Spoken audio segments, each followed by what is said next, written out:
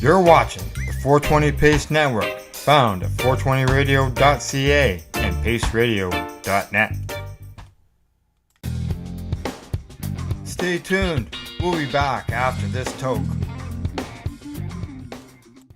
Are you looking for non-stop, continuous cannabis and psychedelic programming? If you are, then turn your browsers to 420radio.ca or paceradio.net, where you will find the 420 Pace re-rolled Saturday. Everything gets started at 8 a.m. Eastern Saturday morning.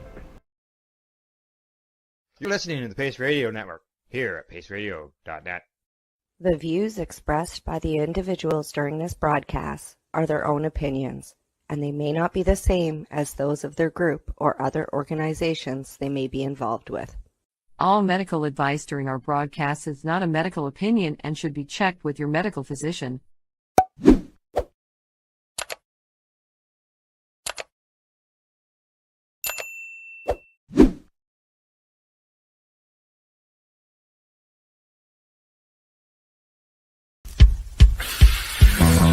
Oh yeah, baby, that's lovely.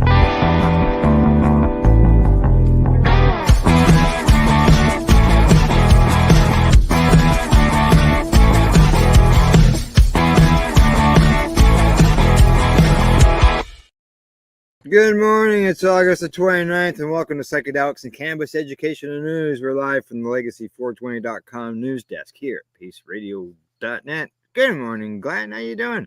I'm doing great. It looks like you're in a much nicer spot than I am, though. Well, yeah, I'm outside. I'm hiding from the sun because I've got on Monday with Rev Cindy, I've got the glare coming off of the greenhouse, off the windows. Oh, I've got that, and I've got the sun over here. It's nice to have the sun, though.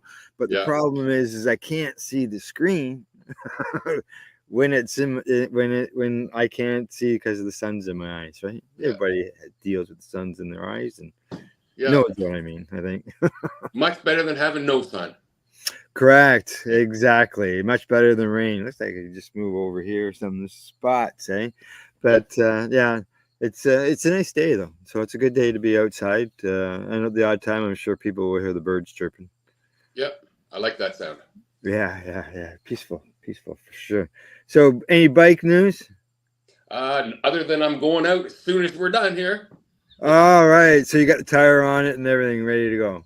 I got the tire on it. I ordered a front tire. It's sitting in my car. It's not on yet, but the front tire is still good on the bike, so I'm okay.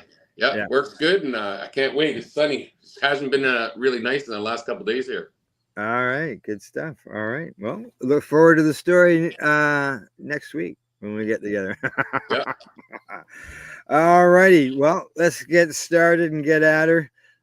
First story of the day comes to us from StratCan. Headline says, Tokyo Smoke to close 29 locations as it seeks creditor protection. The cannabis retailer says the closures are part of a restructuring process the brand is seeking out under the company's Creditor Arrangement Act from the Ontario Superior Court of Justice. The company says other locations across Ontario, Manitoba, Saskatchewan, and Newfoundland and Labrador will remain in operation, at least for the time being. The company says it has secured financing to continue operating while it restructures its business. In a press release, Tokyo Smoke says that following a thorough review of all available options and alternatives, the company has now begun this restructuring to better align its operations with current market and regulatory conditions, which it says has significantly changed since the retail chain launched. And Reconstruct LLP is acting as legal advisor to Tokyo Smoke, and Alvarez and Marshall Canada is acting as the CCAA monitor. Tokyo Smoke's restructuring plan focuses on closing underperforming locations while beginning discussions with landlords to obtain consensual lease amendments for its remaining store locations. The company lists 61 corporate stores, 29 franchise stores, and 11 vacant stores for a total of 101 in the monitor report, as well as 474 employees. 5 of its corporate stores, comprising 37 employees, are unionized.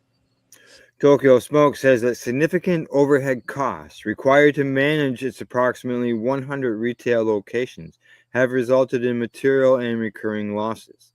For the 12-month period ended June 30th, 2024, the retail chain generated revenue of approximately $93.5 million and an EBITDA of a negative $10.5 million. Wow. Yeah. The book value for Tokyo Smoke's liabilities exceeds the book value of its assets by approximately $89.1 million. As of June 30th, 2024, the company held assets with a book value of approximately $148.2 million and had liabilities with a book value of approximately $237.4 million. Tokyo Smoke had a net loss of $29.3 million for the fiscal year that ended June 30th, 2024. And the motion for their initial order was approved on August 27th. The comeback hearing will be held on Friday, September 6th at 8:30 a.m. Ouch. It's a lot That's of a lot of cash. locations. Yeah, a lot of locations, a lot of quick cash. Is it the market, or did they just jump too quickly and grow too fast? They didn't really explain too much in this. I wish they would explain a little bit more. Yeah. Well, I'm sure there'll be more down the road as far as news on that. Yeah. And I'm sure we'll be able to have an update. Alrighty, on to the next story. This one comes to us from Marijuana Moment. Feds fund research on how psychedelics can treat meth addiction with a new $2.4 million grant.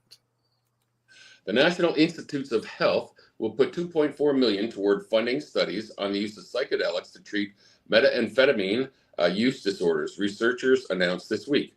The money comes as federal health officials note sharp increases in death from methamphetamine and other psychostimulants in recent years. The fatal overdoses involving the substances rising nearly fivefold between 2015 and 2022. Recipients in the 5-year grant from the National Institute on Drug Abuse, which is the NIDA, include researchers at the University of California, San Diego's Center for Psychedelic Research, Louisiana State University, Health Shreveport, and the Medical College of Wisconsin. Now, according to John McCorvey, he's the MCW professor and one of the grant recipients. He recently said in a news release that there are currently no pharmacological treatments for with meth addiction. He says that ultimately they hope to pave the way for new therapeutic approaches to treat stimulant use disorder, impacting the lives of so many who are coping with addiction. Beyond studying whether or not psychedelic treatment might be a promising therapy to treat methamphetamine addiction, the research is also aimed at pinning down the underlying mechanisms behind the beneficial effects of psilocybin and other ethogens. Ultimately, the goal is to develop psychedelics-related drugs that treat underlying health conditions but don't produce a psychedelic experience. Psychedelics appear to have significant therapeutic activity against different types of substance abuse and other psychiatric disorders, said Adam Halberstadt, director of UCSD, Center for Psychedelic Research, and another grant recipient. However, existing psychedelics induce intensive psychoactive effects and can also include side effects in some individuals, complicating the clinical use of these substances and restricting their widespread application. Our project seeks to understand the mechanisms for the therapeutic effects of psychedelics against methamphetamine addiction, Haberstadt continued, potentially enabling development of a new generation of molecules with effects that are much more manageable and better tolerated. The team is particularly interested in serotonin receptor 5, HT2A, which is associated with psychedelic effects. They say that our research aims to unravel the precise mechanisms through which psychedelics influence the 5-HT2A receptor, understanding that could lead to lessening their psychoactive effect and open the door to new treatments. And reducing the ethnogenic effects of psychedelic, the group says, could facilitate regular or even daily use. The push for more effective treatment for methamphetamine use disorder comes amid a general uptick in methamphetamine related overdose deaths in the U.S. South and West. The release about the research says methamphetamine was the most common drug detected in overdose deaths in 2017, outpacing opioids. That's part of the broader spike in deaths with meth and other psychostimulants, according to the NIDA data. 34,000 people died from overdoses involving the substances in 2022, up from 5,716 since 2015. Wow. Yeah. Now, Kevin Murdan, he's a professor at Louisiana Addiction Research Center. He says for methamphetamine addiction, the current standard of care involves behavioral treatments with limited success rates over multiple cycles of therapy. This creates a public health imperative to research new and deliver effective therapies for methamphetamine addiction. This research project will advance psychedelics as a promising new treatment option based on reported data in initial clinical studies, as well as our own preliminary research. It will also unlock understanding into key psychological mechanisms that drive methamphetamine addiction, as well as therapeutic response mechanisms, allowing the development of second-generation serotonin agents with improved profiles. And past studies have suggested that psychedelics could unlock promising new pathways to treat substance use disorder. Last year, for instance, a first-of-its-kind analysis offered novel insights into exactly how psychedelic-assisted therapy works for people addicted to alcohol. NIDA said the federal agency that provided the $2.4 million grant last year announced a $1.5 million funding round to further study psychedelics and addiction. Earlier this year, meanwhile, the National Center of Complementary and Integrative Health, which is part of the National Institute of Health, identified the treatment of alcohol use disorder as one of the number of possible benefits of psilocybin, despite the substance remaining a Schedule I controlled substance under the U.S. laws. Sounds like cannabis, eh? It does. Yeah. Okay, keep going. Oh, the agency highlighted a 2022 study that suggested that psilocybin may be helpful for alcohol use disorder. The research found people who were in psilocybin-assisted therapy had fewer heavy drinking days over the 32 weeks than the control group, which NCCIH said suggests that psilocybin may be helpful for alcohol use disorder. Finding another recent study suggests that the use of full-spectrum psychedelic mushroom extract has a more powerful effect than chemically synthesized psilocybin alone, which could have implications for psychedelic-assisted therapy. The findings imply that the experience of ethnogenic mushrooms may involve a so-called entourage effect, similar to what's observed with cannabis and many of its components. Yeah, exactly. I could see that happening. Yeah. And we see that in the cannabis end, obviously. People find it's better to have everything in there than just one part of it. It's like taking the bus off the wheel, right? You take a wheel off the bus doesn't go down the road quite as good. Yeah, that's the way I've always thought of it. You need the full plant. Yeah. Now I've shut down that story, but it's good to see that it's not huge amounts of money when you look at it over the 5 years, but it is research that they're looking into, and people do get addicted to methamphetamine, and there's no reason why not to find a way. As I said, there's no cure or any real treatment for its addiction. I'm absolutely astounded by the number 34,000, up from 5,000. Yeah, that's a huge difference over a period of about 7 years. I'm just wondering, do you think that is because it's becoming more accepted as a therapy and people are trying it on their own? Well, it's not the meth, like as far as the meth end, that's not being used to treat therapy. Oh, yes. Right? So, yeah. Alrighty, here we go. On to the next story. This one comes to us from MJ Biz Daily. Headline says, do marijuana consumers prioritize cost over sustainability? Cannabis consumers are environmentally conscious in their purchasing decisions, but price is still the dominant factor. According to Chicago-based cannabis data company Brightfield Group, demand for sustainable cannabis products is rising. Brightfield research shows an increase in eco-friendly shopping preferences among cannabis consumers, with 57% of the respondents favoring them in 2023, up from 55.9 a year earlier. Furthermore, 69% of cannabis consumers sometimes or often purchase products with sustainable packaging, and nearly a quarter, 23%, are frequent buyers. Cannabis consumers in particular are going to resonate with sustainable packaging and just sustainable practices more broadly, said Jennifer Krieger, who's Brightfield's Vice President of Product. Cannabis consumers are attracted to all eco-friendly packaging options, including plant-based materials, biodegradable materials, plastic-free initiatives, and compostable choices. I wish someone would tell the government. Yeah. The top packaging preferences are recyclable, reusable, and plastic-free. Brightfield's findings were based on surveys conducted last year with 21,752 census-balanced U.S. consumers and 4,786 U.S. cannabis consumers.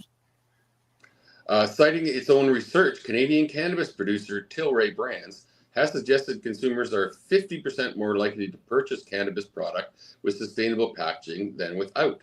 However, these sentiments often are dismissed at the checkout counter if the eco-friendly products cost more, according to Joe Hoda. It was promised to CEO of Wana Brands in April. Consumers really have to speak with their wallets and be loud and clear about it, he says. Otherwise, change doesn't happen. The Colorado-based edibles maker, which sells more gummies than any other brand in the industry for years, has utilized recyclable and biodegradable product packaging. There's a graph there. Despite their sustainability preferences, consumers are also driving the boom in all-in-one vape devices, which often end up in landfills. San Francisco-based PAX Labs has made strides to develop vape pens and related accessories that can be used repeatedly by consumers.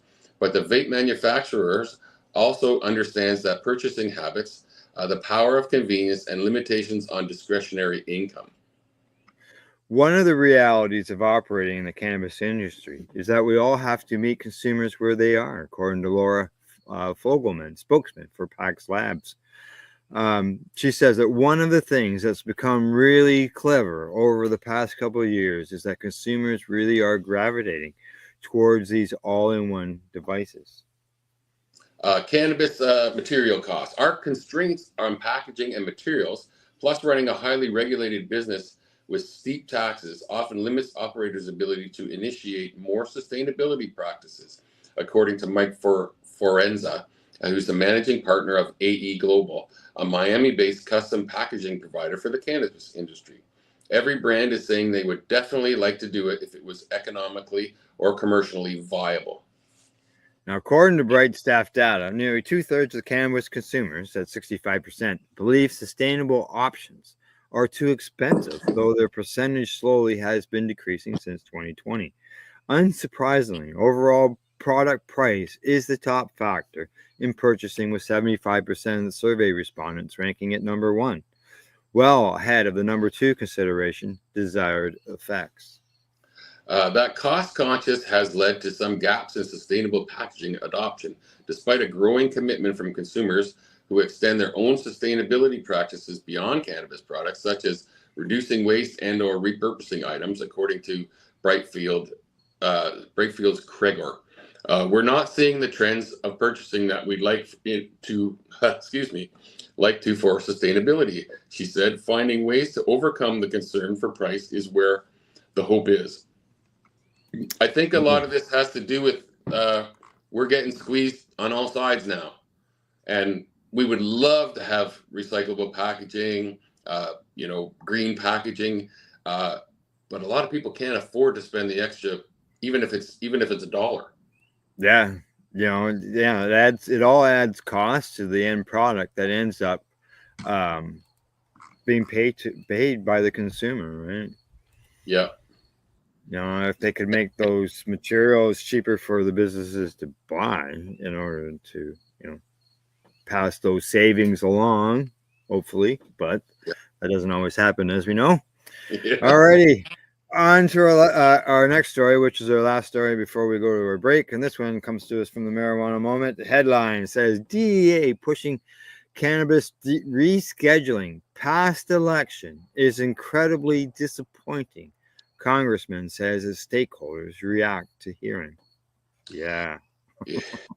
The Drug Enforcement Administration decision to schedule a public hearing on the Biden administration's proposal to reschedule cannabis in December after the election has been met with mixed reactions. Congressional lawmakers, industry stakeholders, and advocates are sharing a range of perspectives on the procedural development, from disappointment to cautious optimism. Prohibitionists, meanwhile, are ecstatic.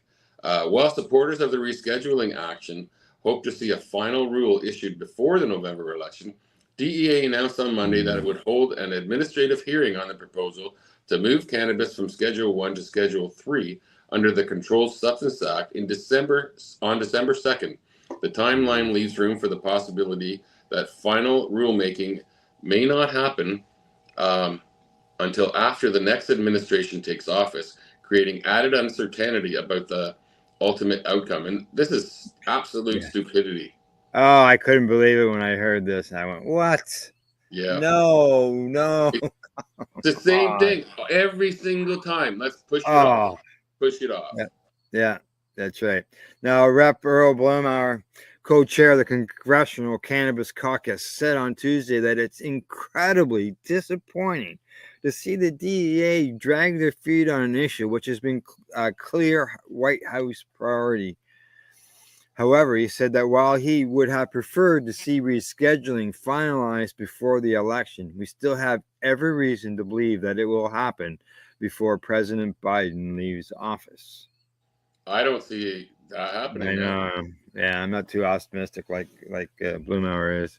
So. Blumauer, who is retiring at the end of this Congress, added that he still has every hope that because of our work together, Vice President Kamala Harris and the 2024 Democratic National Presidential nominee will take further steps to rationalize cannabis policy and end the failed war on drugs. Representative Matt Gaetz, who's a Republican from Florida, for his part, shared a Marijuana Moment news article about DEA scheduling the hearing, adding a simple message: delist cannabis. And that's the only thing I've ever agreed with Matt Gaetz on. Yeah, you got. I can completely agree with you on. Yeah. It's one thing to say it like this, but when it comes to voting, why is it always knocked down, right? Yeah, and quite clearly, I mean, it's U.S. politics we're talking about. The public is in support of this. Yeah. The government is the one's been dragging their heels for the last 10, 15 years. Oh, yeah, basically almost 100 here. So, while Gaetz, like Blumauer, supports federal legalizing cannabis altogether, he also took some by surprise recently when he said he'd be voting against the Florida cannabis legalization initiative as a resident of the state, arguing that the reform would be better addressed legislatively rather than as a constitutional amendment on the ballot. I think he's completely full of BS. Yeah. Because if he voted for this measure, that clearly states that he is for the federal measure too. That's just bullshit. Yep. Now, Brian Marshall of Dutchie, who co-chairs the Coalitions of Cannabis Scheduling Reform, said that a hearing was always a possibility and we are prepared for it. And we believe that medical evidence and public opinion are overwhelmingly in favor of a swift final rule. Swift, wow. If the Drug Enforcement Administration moves ahead with the hearing, we urge them to conduct it in a timely manner. What about now? Members of our coalition have petitioned to participate in any hearing. Now that the Drug Enforcement Administration has granted one, we expect to have a seat at the table. The Biden administration review of cannabis has been expedited at every stage, and we remain optimistic that the proposed rule will be finalized this year. And I think there's absolutely no way. If they're having it on December 2nd, there is no way it's going through this year. No, and I don't know I don't know why he is optimistic. I have no idea either. That it'll be finalized this year. That strikes a more optimistic tone compared to how many industry stakeholders have taken the news. Cannabis stocks have slumped following the announcement, as expectations about a final rescheduling rule being issued before the November election, partially fueled by dubious reporting, were dashed. Yeah, I saw it in the news. The stocks all started climbing like crazy, and then when the announcement came out, it all went poof. Yeah.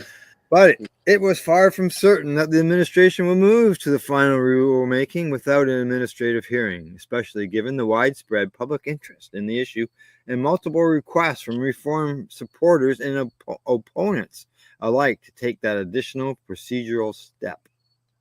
Normal Deputy Director Paul Martano said in a blog post that the administrative hearings were an integral part of the rescheduling process. To think that the DEA, which historically has opposed any changes to cannabis prohibited status, would sign off on the most significant proposed change in federal cannabis policy in over 50 years, absent such hearings, was always wishful thinking, he said. That said, the scientific evidence in favor of removing cannabis in Schedule 1 remains overwhelming. Cannabis clearly has legitimate therapeutic value, and it possesses a superior safety profile compared to other Schedule 1 or Schedule 2 controlled substances. Yep, sure does.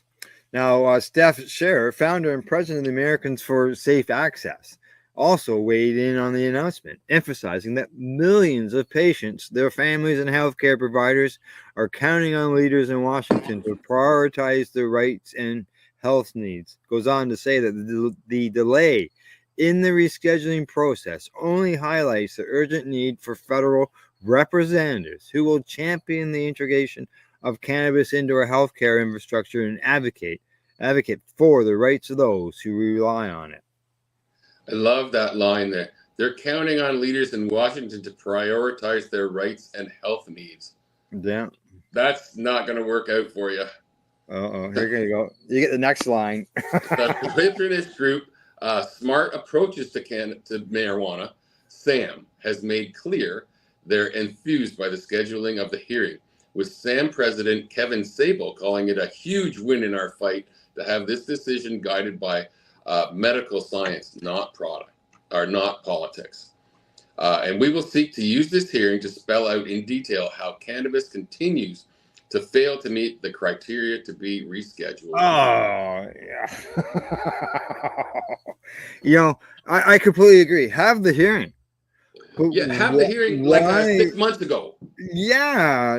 Like, why is it happening in December? I think this is a purposely done by the DEA in the hopes that the Republicans get elected.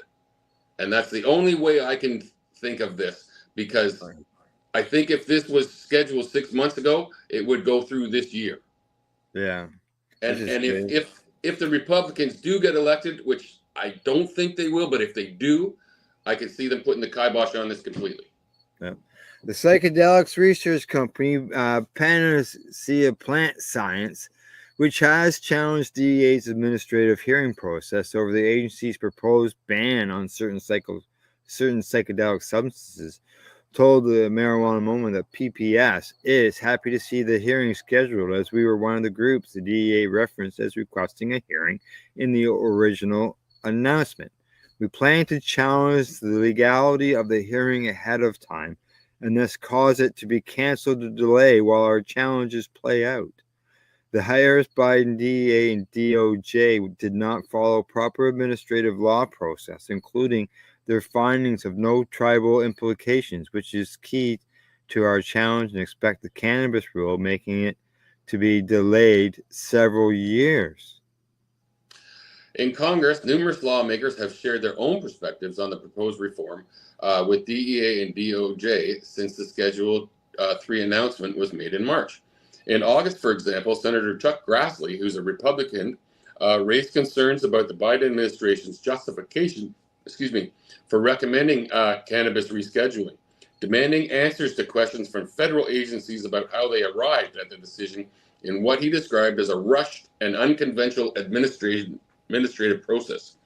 A week earlier, top Democratic senators, including Senate Majority Leader Chuck Schumer, who's a Democrat from New York, sent a separate letter to Attorney General Merrick Garland and DEA Administrator Ann Milgram,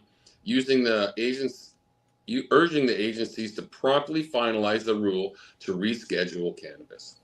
While rescheduling would remove certain research barriers and free up state licensed cannabis businesses to take federal tax deductions under the Internal Revenue Service Code known as 280E, it would not formally or federally legalize cannabis, as the Congressional Research Service has made known in multiple recent reports. Meanwhile, 2 additional congressional lawmakers have joined the ranks of the GOP members who are challenging what they say is the unusual process that led the Biden administration to propose rescheduling cannabis, expressing concern about how the review was carried out and demanding answers. Representative Doug LaMafia, who's a Republican from California, condemned the Biden administration's push to reclassify cannabis, as well as legislative efforts to enact bipartisan cannabis banking reform, because he says the policy changes would prop up this immoral industry and give a green light to the evil that comes from drug use. Oh, I love that. It's immoral and it's evil. It's evil to help people with medicine. Imagine that, eh? Oh, it doesn't get any better. I've shut it down. We got to go to break, but it's just you know, like you see, we got Matt Skate saying, "Oh, delist it." You can't even get his members of his own party to agree to just even rescheduling it. Never mind delisting it. Because it's evil and immoral. I was actually told that it was immoral by my doctor when I asked him. Wow. Yeah. No, not right. All right. It's time for us to go to break. Break time. And we'll be right back after our joint session because we got the joint sitting right here. That's why I'm outside. You're watching Psychedelics and Cannabis Educational News live here at paceradio.net. You're listening to the Pace Radio Network here at paceradio.net. Limestone City Hydroponics is Kingston, Ontario's hydroponics shop. Take your growing to the next level and create the optimal environment with a tent kit, or maximize your yield with an ebb and flow flood table kit. Either way, Limestone City Hydroponics has more sizes and options to fit your needs. Are you looking for the power of the sun that adapts to your budget? Then look no further, as they have professional grow lighting. They have indoor grow systems that are easy and cost effective, with many options to fit your living space and lifestyle. Cultivate your growing potential. We have everything you need to succeed. And if you can't make it to the store, they offer local delivery to the greater Kingston area.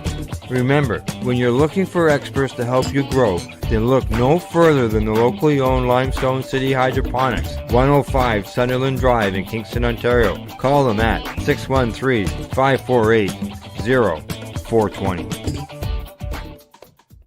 Are you looking to get your medical cannabis grow license? Limestone City Hydroponics can help patients through the process of obtaining their license to grow medical cannabis. What's that? You don't have a doctor? If you meet the medical criteria, Limestone City Hydroponics has a nurse practitioner who can assess and provide medical cannabis prescriptions. What are you waiting for? Contact Limestone City Hydroponics at limestonecityhydroponics.ca or call them at 613-548-0420. What do you find at paceradio.net? People advocating cannabis education. Enjoy the buzz of legalization with Campbellford Lifestyle Shop. From lights to plant nutrients, books, consumption accessories, and more, we've got all your basics to grow or consume cannabis. Visit our info center or take a look at our piercing services and body jewelry, now available in-store through Campbellford Lifestyle Shop, 17 Bridge Street West, Campbellford. Cannabis edibles are an effective way to manage pain and other ailments, especially when you deal with your trusted partner, Legacy 420, in Tyendinaga Mohawk territory. You see, we lab test every product on site to ensure proper dosage every time, which is critical when consuming cannabis edibles. All Legacy 420 edibles are made by our classically trained baker and chocolatier, and we also have super tasty vegan options. Our baker has been in the industry for 25 years. She's also a chocolatier. Everything from savory to sweet, your chocolate bars, brownies, butter tarts, you name it, we make it. Talk to our knowledgeable Cannatex about our incredible variety available. Give your trusted partners a call. Legacy 420 out on your road.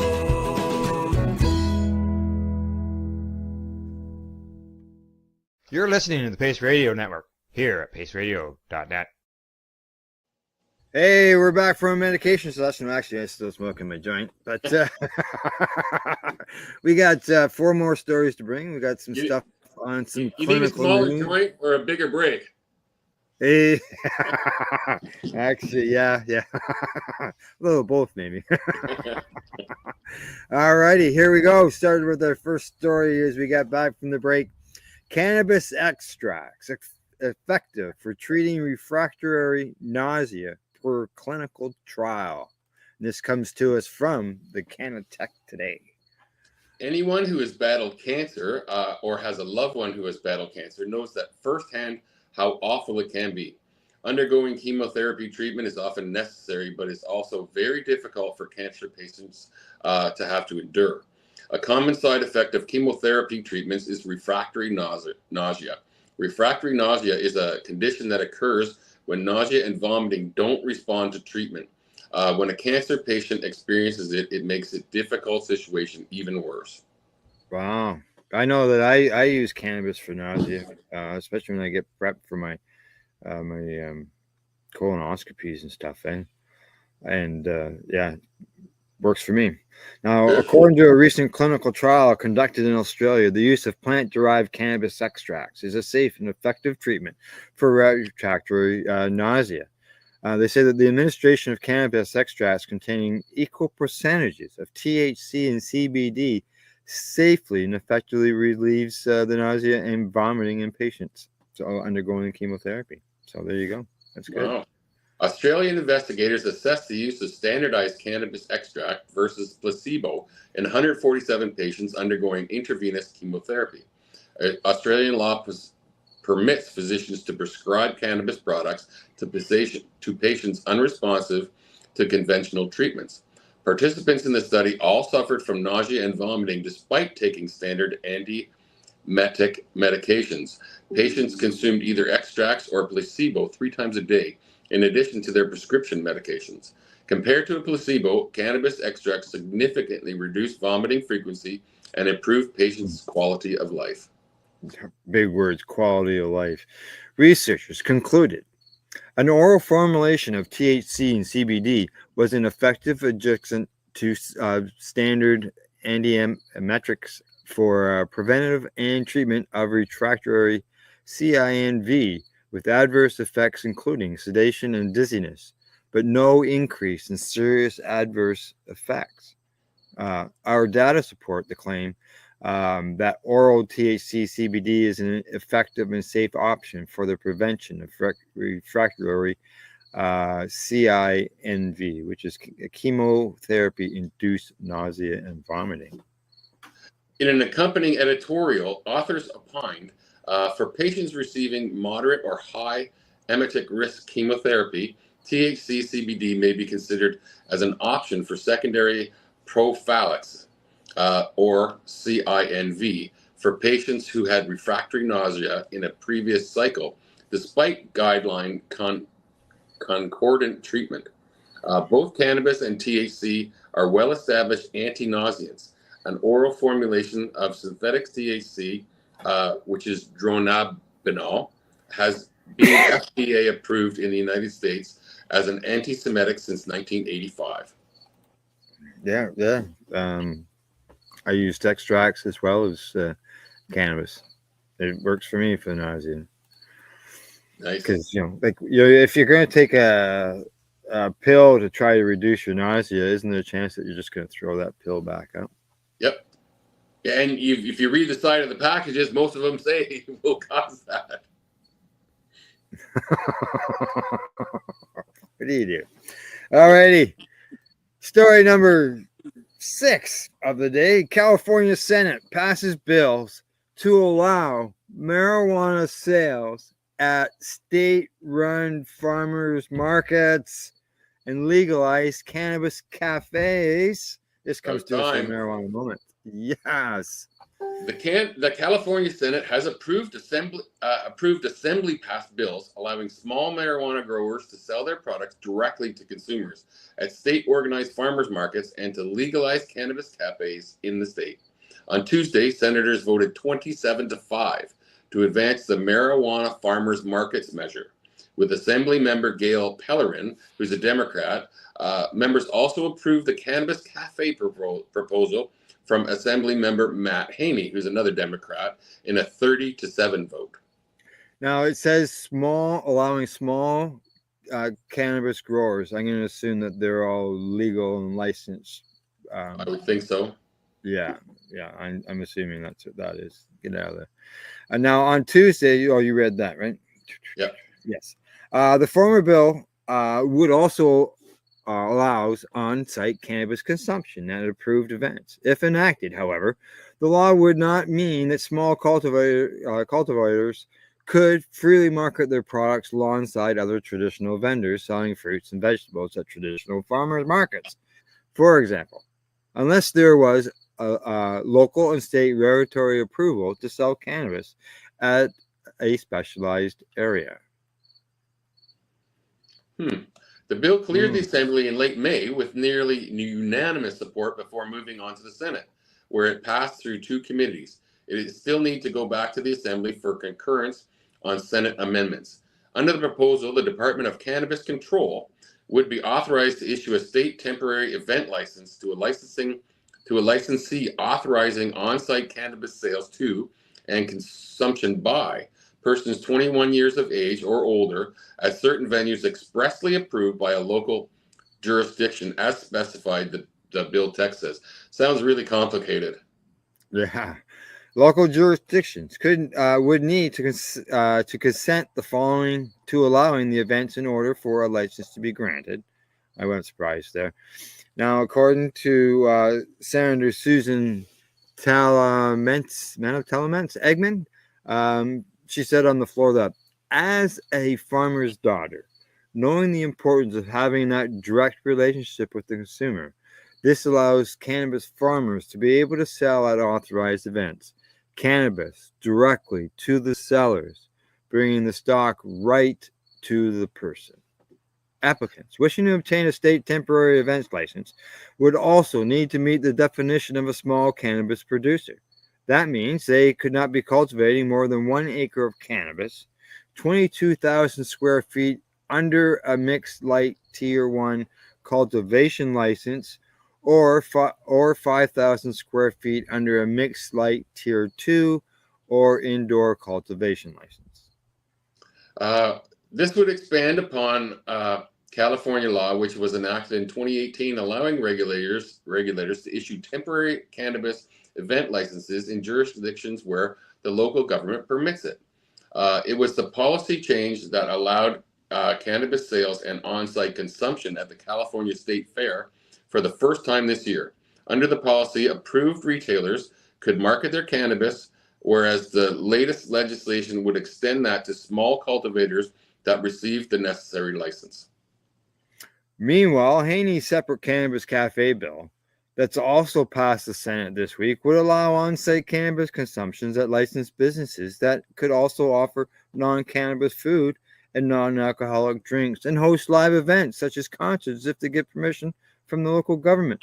Hey, Glenn, did we not tour a bunch of those like a dozen years ago in Toronto?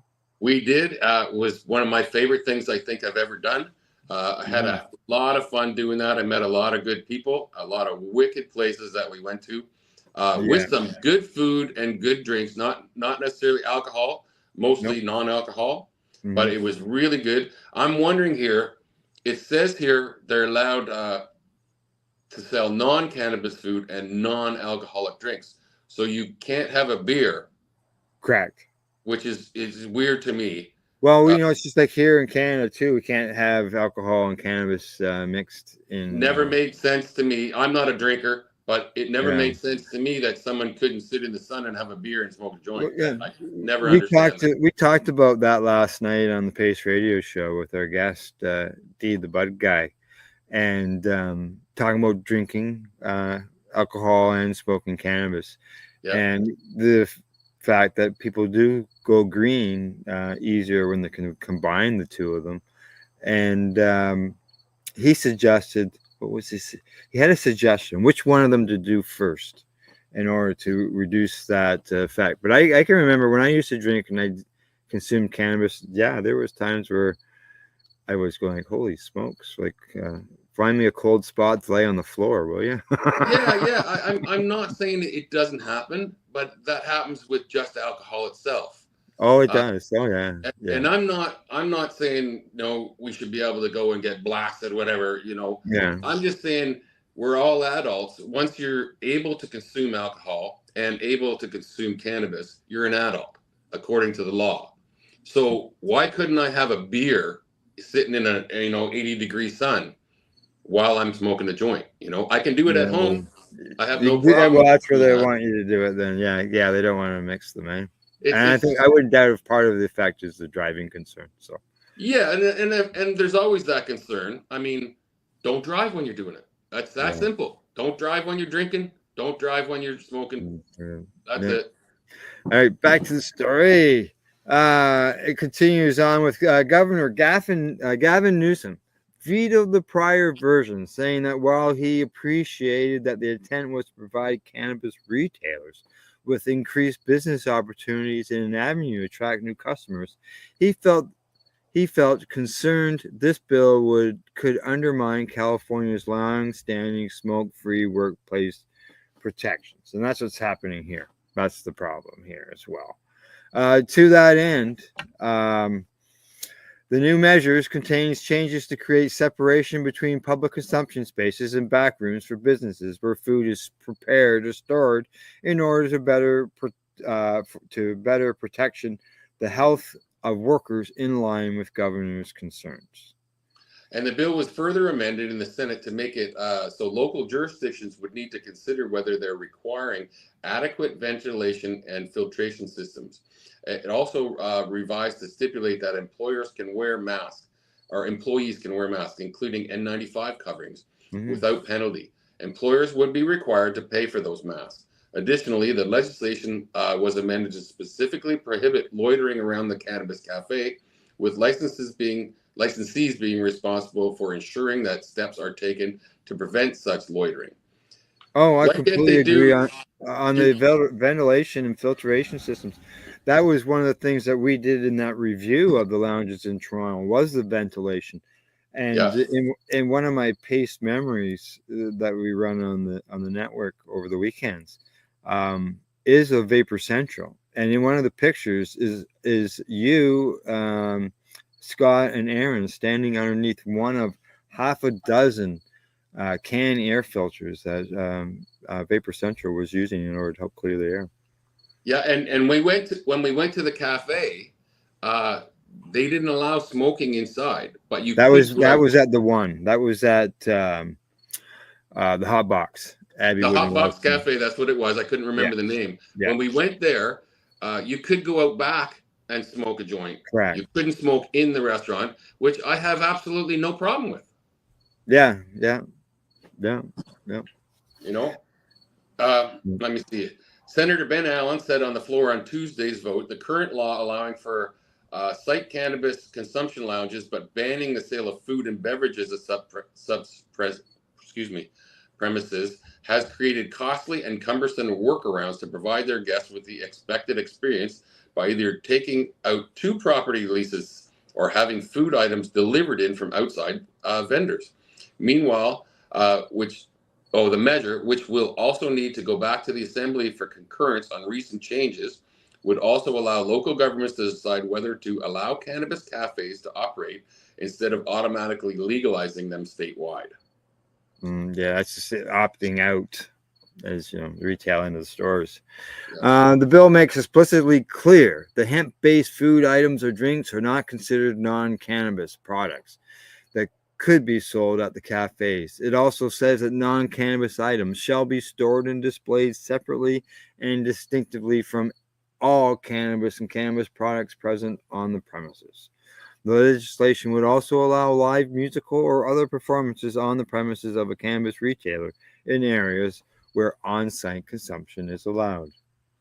And there have been examples of California businesses that have found workarounds to permit on-site consumption while making food available to guests. But they've operated in a gray area, partnering with separately licensed restaurants that receive the profits. There you go. Yeah, you wonder what's just the problem with allowing food. I could never understand that because most cannabis consumers I know get a little bit hungry. So yeah, I know. A natural thing. I know why they don't allow food, but it doesn't add to any concern of a person's of whether a person's going to be impaired or not. Food, not that I know there's stories that mangoes can increase your high, but that's been sort of debunked here and there. But I don't know of anything else, a steak sandwich or something. No, I think it's just lunch. Yeah. All right, story number 7. Here we go. This one comes to us from the New Brunswick. It's a release from the Justice and Public Safety Department. It says that cannabis, vapes, and tobacco has been seized. This is in Moncton, New Brunswick. Cannabis, vapes, tobacco, and psilocybin magic mushrooms were seized from 2 unlicensed dispensaries recently. On August 15th, the peace officers from the Department of Justice and Public Safety, with the assistance of the RCMP, executed a search warrant at the Lennox Trading Post at 575 Main Street, Moncton. A 49-year-old male employee and a 23-year-old female employee were arrested and released on an undertaking. They face charges under the Cannabis Control Act, the Tobacco Tax Act, and the Controlled Drugs and Substances Act. The investigation is ongoing. And I will say this is a First Nations-owned dispensary, and this is going to court. I was going to ask you, because it sounds like, the name sounds like it is. And yeah, they own a couple. And it looks like both of them got raided. So this is definitely going to court. Now, do you know of the business? No, they're about 3 hours from where I live. Oh, okay. All right. Okay. Now, they say items seized include cash, cannabis buds, hash, joints, resin, shatter, cannabis products, vape products. I would think THC products were all part of the cannabis products. Same with the oils. Cigarettes. Well, cigarettes. That's a weird one. Cigars. Yeah. Now, also on August the 15th, officers executed a search warrant at the Lennox Trading Post at 767 Cloverdale. So this must be the other store, because you said there was 2 of them, right? Yeah. So 2 employees were arrested, a 21-year-old woman and a 31-year-old woman, both released on an undertaking and are scheduled to appear in court on January the 4th. They face charges under the Cannabis Act and the Tobacco Act. As far as I know, these are wholly First Nations owned on unceded territory. So this is going to be a court case to see. And there's more than just this around New Brunswick. There's a lot of them. Yeah. So this is going to be a test case, I believe. Wow. And under the new provisions of the Cannabis Control Act, landlords have responsibility to prohibit the sale of illegal cannabis. Failure to do so may result in fines up to $5,000 a day. And I would put forward that this is not illegal cannabis. This is going to be interesting. It definitely is. And like I said, there's more than just these stores. There's a few of them here. So because like BC is raiding the stores, the First Nation stores out there as well. Well, let's see what happens. These are not on reserves. These are in town stores, but it's territory. So right, okay. Okay. We're gonna find out. It's gonna go to court, and hopefully Yeah. it will go right across Canada. The rulings. Okay. So these are stores in the urban areas. Yeah. And not on the reserves. But it's unceded territory. They've never agreed to cede this territory. So as far as I'm concerned, they have the right to operate there. They have the right to it. Yeah. New Brunswickers are reminded that there is also penalties for those who purchase and possess illegal cannabis, not just those who sell and distribute it. Cannabis New Brunswick and approved private retail partners are the only legal retailers of cannabis products in New Brunswick. A list of approved private retailers is available online, and I will say bullshit to that, because they are not the only legal ones. Tell that to the reserves. Yeah, well, as far as the tobacco end of things, I know I have a friend who had some tobacco from the reserve, and the police officer threatened him with a $125 fine. I've heard of it. I'm First Nations myself, so I don't know how that would work out with me. I think I would be going to court over it. Yeah, he's not. You know, it does make a difference, I believe, but I could be proved wrong. You know. Yeah. My friend, he's not First Nations. And he was asked that. The officer asked him that, and he said no. Yeah. And then he told him about the fine. So, all right, last story of the day. Headline says another Florida poll showed majority support for cannabis legalization ballot measure, but short of a requirement for passage. What? Oh yeah, because they'll just change the rules. Yeah, I know. Another Florida poll has found majority support for an initiative to legalize cannabis that will appear on the ballot in this November. But the results show it falling just short of the steep 60% requirement for passage in the state. With fewer than 70 days until Election Day, the survey from the firm Public Policy Polling signals the measure's prospects of approval are tight, with 57% of registered voters in favor of the proposal, while 34% are opposed. Well, if only 34% are opposed, that would not be 57%. That's a... Well, 91, so there must be 9% of the people are unsure. Don't care, yeah. The survey involves interviews with 837 Florida registered voters from August the 21st to 22nd, and it's plus or minus is 3.4%. Meanwhile, a separate pair of polls published this month similarly found majority support for the Florida cannabis legalization initiative, but just one of the two found there's enough support to meet the 60% threshold for passage under state law. Come on. And another recent survey signaled the Amendment 3 does not have enough support to pass. With majority support across every key demographic surveyed, overall 64% of voters said they backed the proposal, surpassing the 60% threshold required to pass a constitutional amendment. One opposition campaign vote no on 3 also recently commissioned a poll on the measure that similarly found 64% of voters in favor of the reform. A Florida Democratic Congresswoman recently said she's undecided on whether she'll support the Florida cannabis legalization initiative, flagging her concerns with impaired driving. Even so, she does think the cannabis campaign has very good advertising. I will never understand that. They're worried about driving under the influence. There's laws against that. It's illegal to do exactly. That. Use the law that's on the book. Already there. Yeah. There's been a mixed bag of feedback on Amendment 3 from members of the Florida's congressional delegation.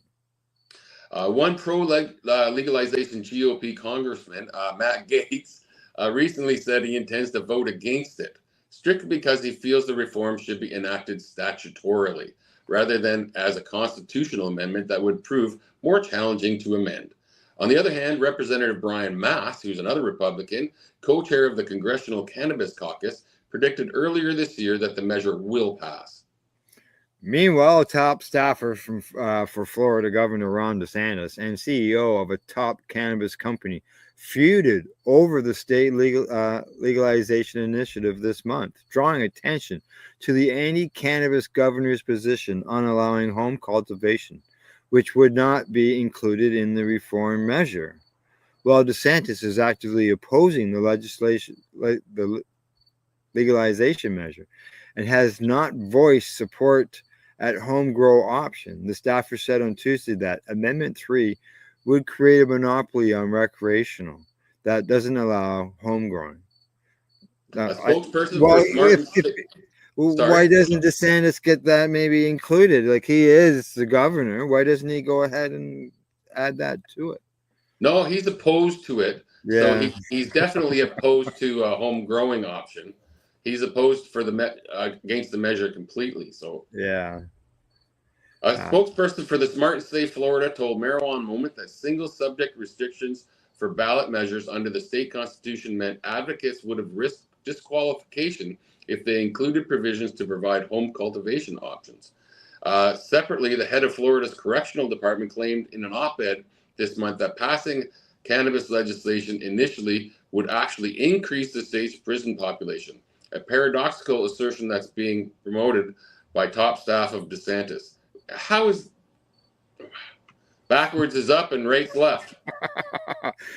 Advocates and stakeholders are also awaiting a statement about the legalization measure from former President Donald Trump, Florida resident, who recently indicated he disagrees with criminalizing people over cannabis as more states enact legalization, and who said he'd be weighing in on Amendment 3 fairly soon.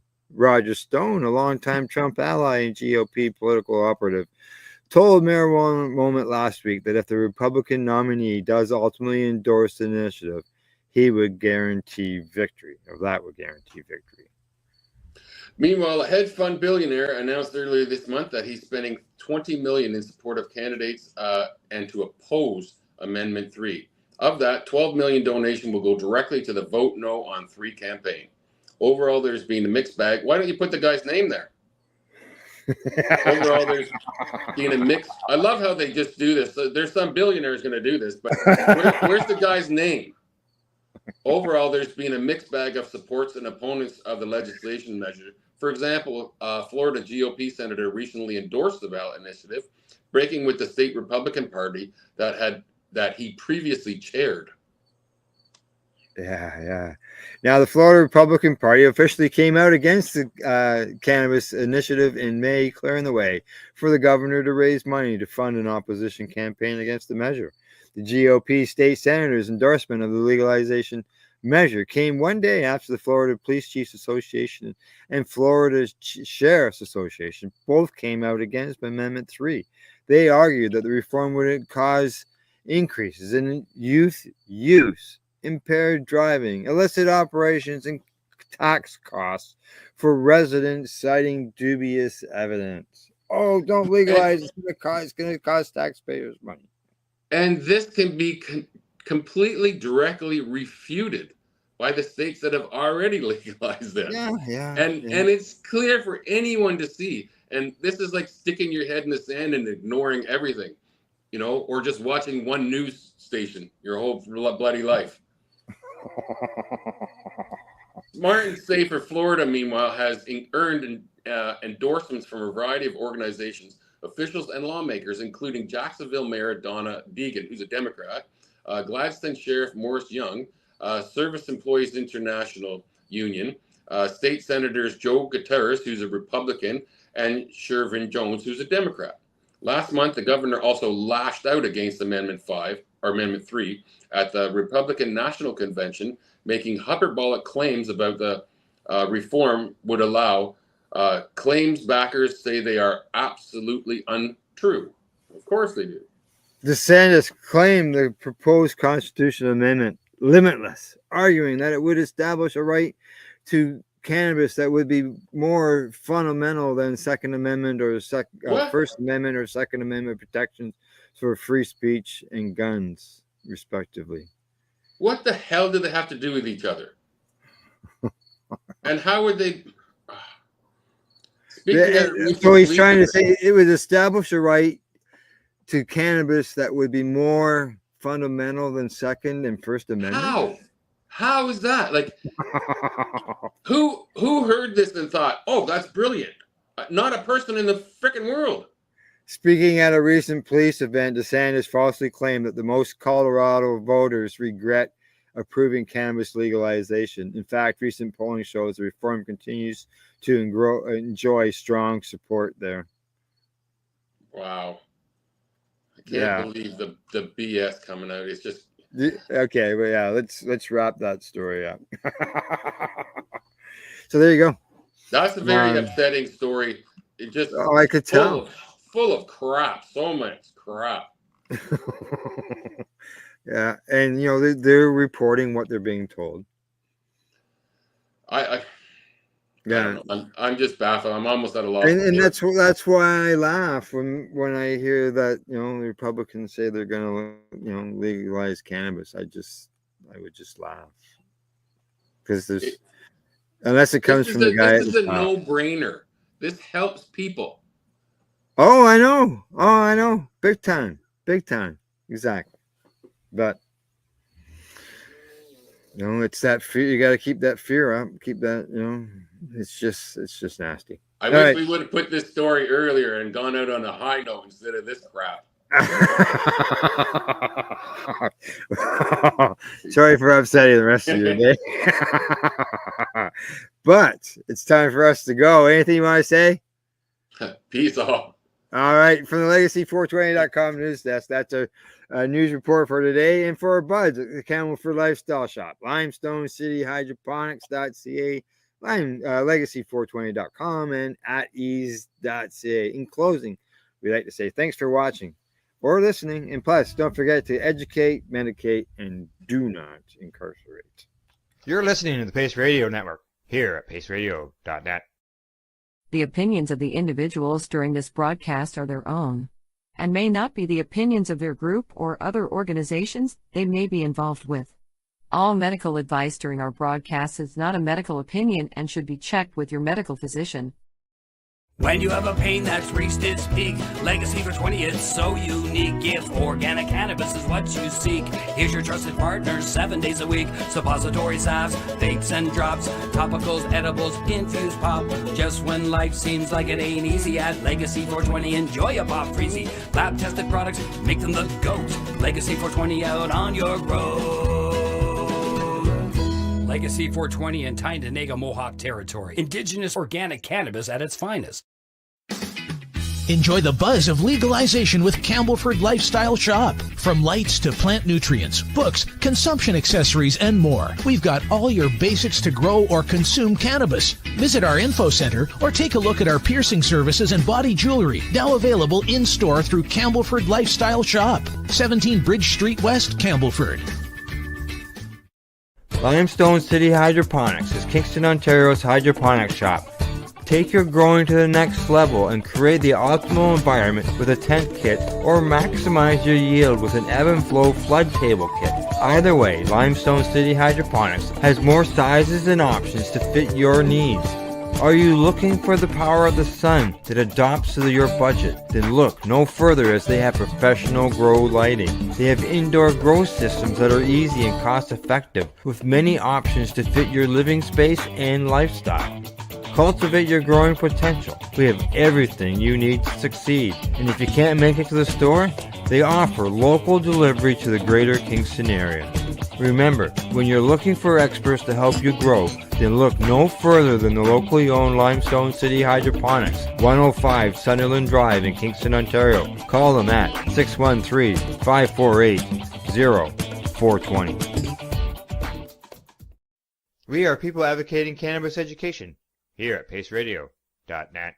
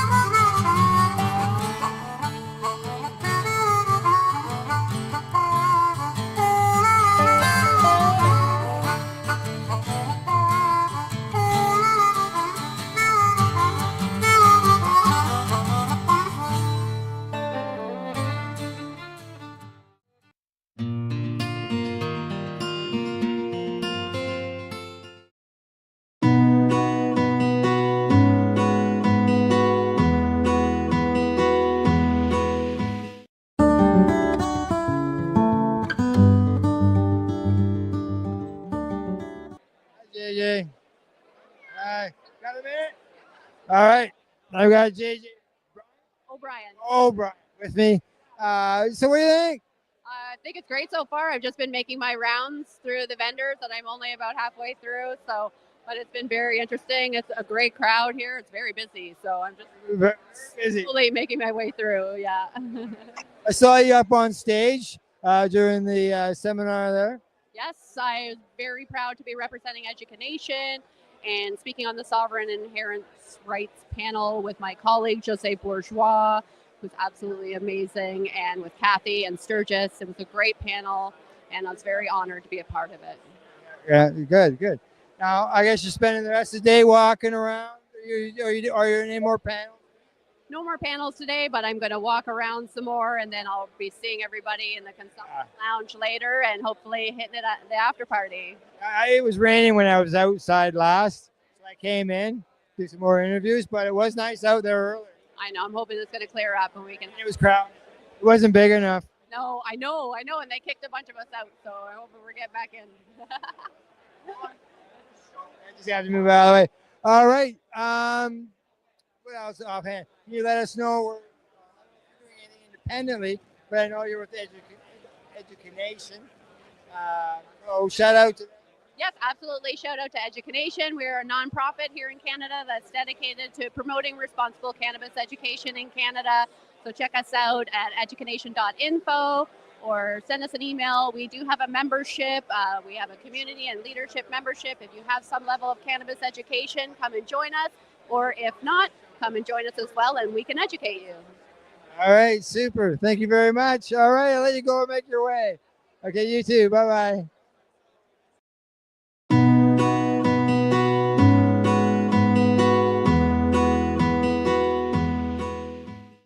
Coming up on today's special Christmas episode, we're going to be having an inspirational reading from one of the funniest books that I have ever written, Inside Timmy's Mind. And what a crazy place it is. This week's Mary Jane strain is candy cane. Oh, I like that rhyme. And as well, we're going to be looking at the top 5 Christmas movies ever. This will surely cause a very heated debate. And last but not least, we have part 1 of our interview with pyrographer Chris Burns. Nothing like some good pyrography right before the Christmas season. This podcast is for adults only, should not be used as a meal replacement, and may contain nuts. Hey everybody, and welcome back to another episode of The Newbie and the Doobie. My name is Timmy. I am the newbie. Mary Jane, I am the doobie. It is the Christmas season, hence I was going to say hence our outfits, but we occasionally wear outfits just because. You look super cozy. I love this. As if I found a furry onesie. Oh, I didn't know you were a furry. That's yeah, Google it. Mm-hmm. Seriously, you should look into furries. I learned about furries from my 15-year-old son. I learned about furries from watching CSI. Oh, I never watched that. No, someone died at a convention. And so they went to the convention and saw all these people walking around dressed as animals. And they went, what is this? It's a furry convention. It's funny. I just taught Vanilla Savage about furries because her son was talking about them. Isn't it crazy? Children know more about this kind of stuff. You might be out there right now thinking, well, wait, hold on. I don't know what a furry is. You just push pause and Google right now and then come back and join us. Yes. You'll thank us later. We'll give you a moment to do that. No, we won't. No, we won't. So that sounds like a short story. What does? The furries. The furries is a short story? We'll wait. No, we won't. That's a short link. I have no idea. Sorry, I'm trying to tie it into the theme of the day, and it's not working. That's okay. That's what we do best on this show. Things don't work. I love this. I feel like juggling. Hey, appreciate this hat, by the way. The doobie here went out and actually got hats done up. Mm-hmm. No, I made those. Yeah, no, you done them up, but you got the hats. I did them up.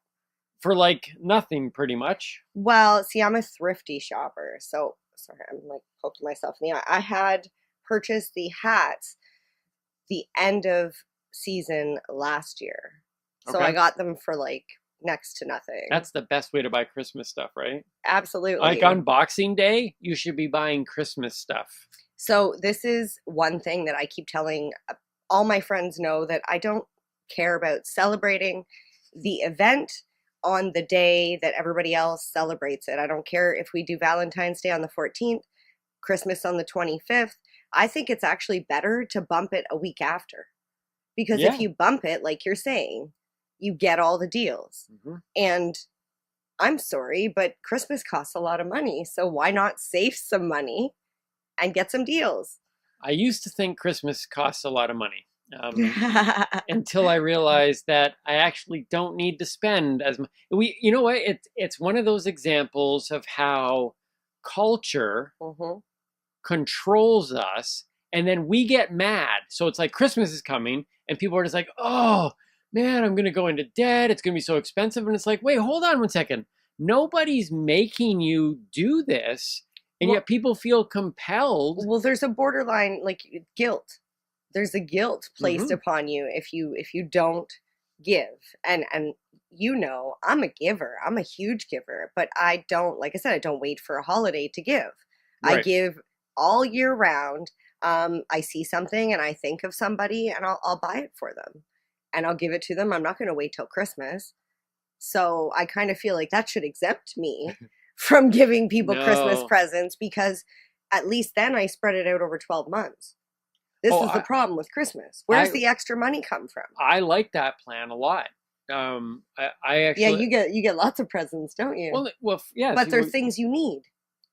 Here's the thing. People who think kind of like you but don't go full in are kind of like, okay, I'm going to get a lot of gifts and hand them out throughout the year, or I'm going to start buying the gifts and keep them till Christmas. Yeah.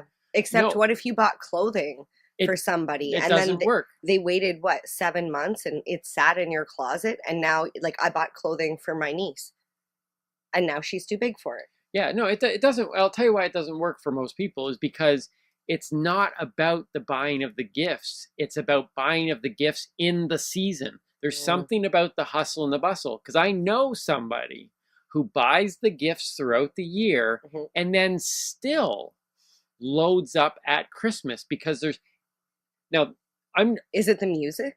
I think it's the music, the atmosphere. Some people like, I love Christmas. I used to dress up as Santa Claus every Christmas Eve, travel around to friends, some of them who were hours away. My sister and I made it as Christmas Eve tradition. Your presents was your presents.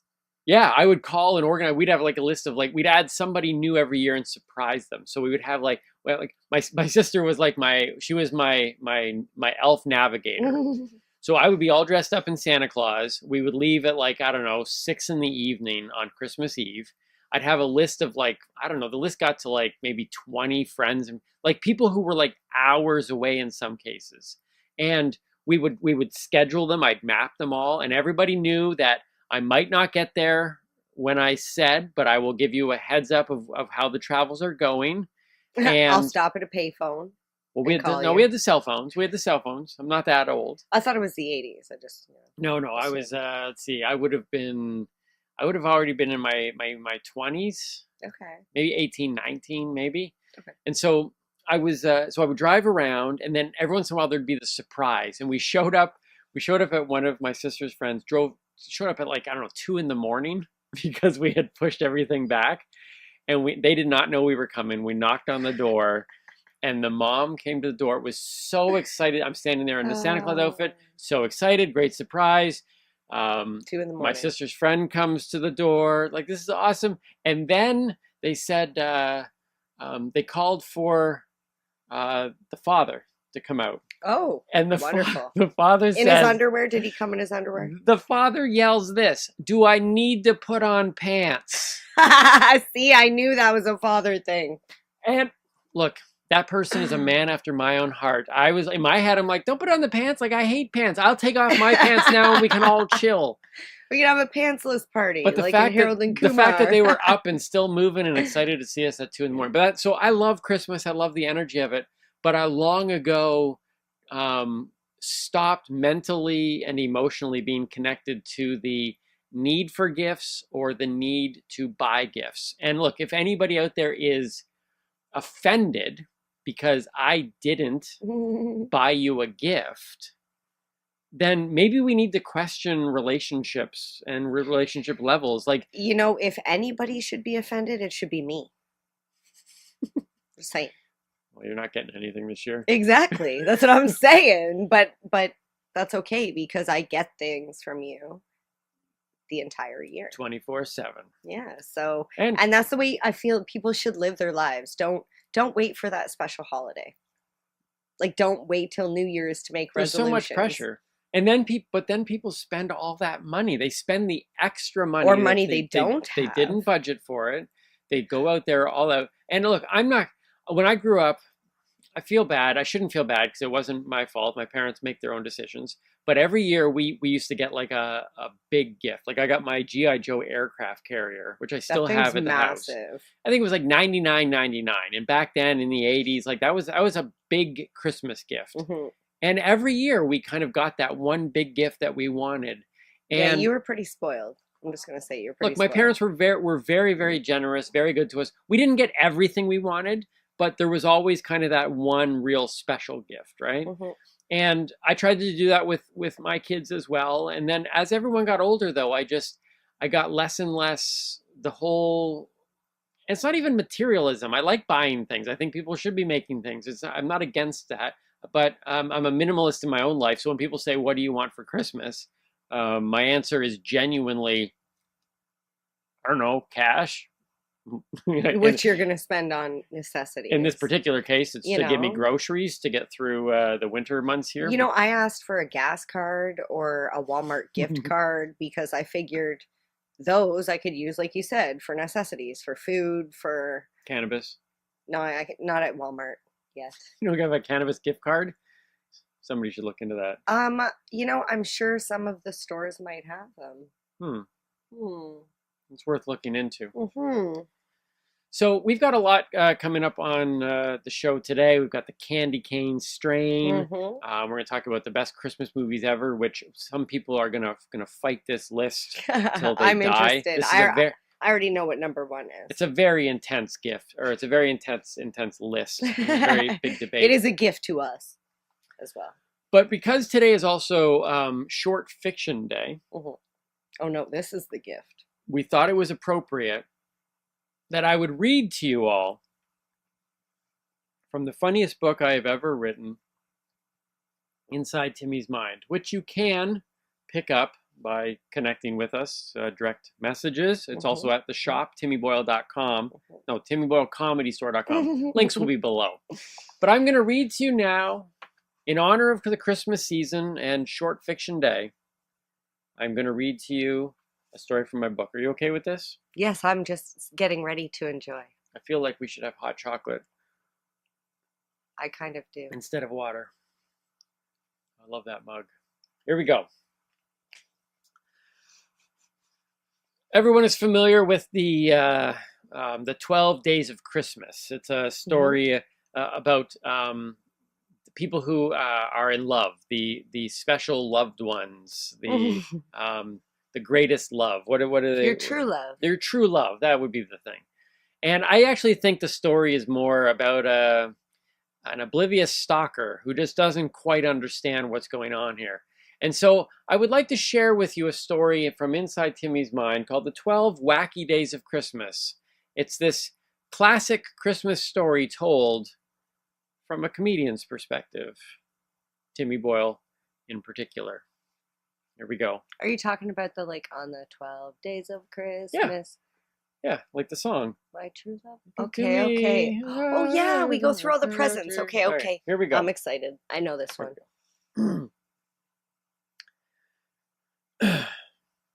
Day 1.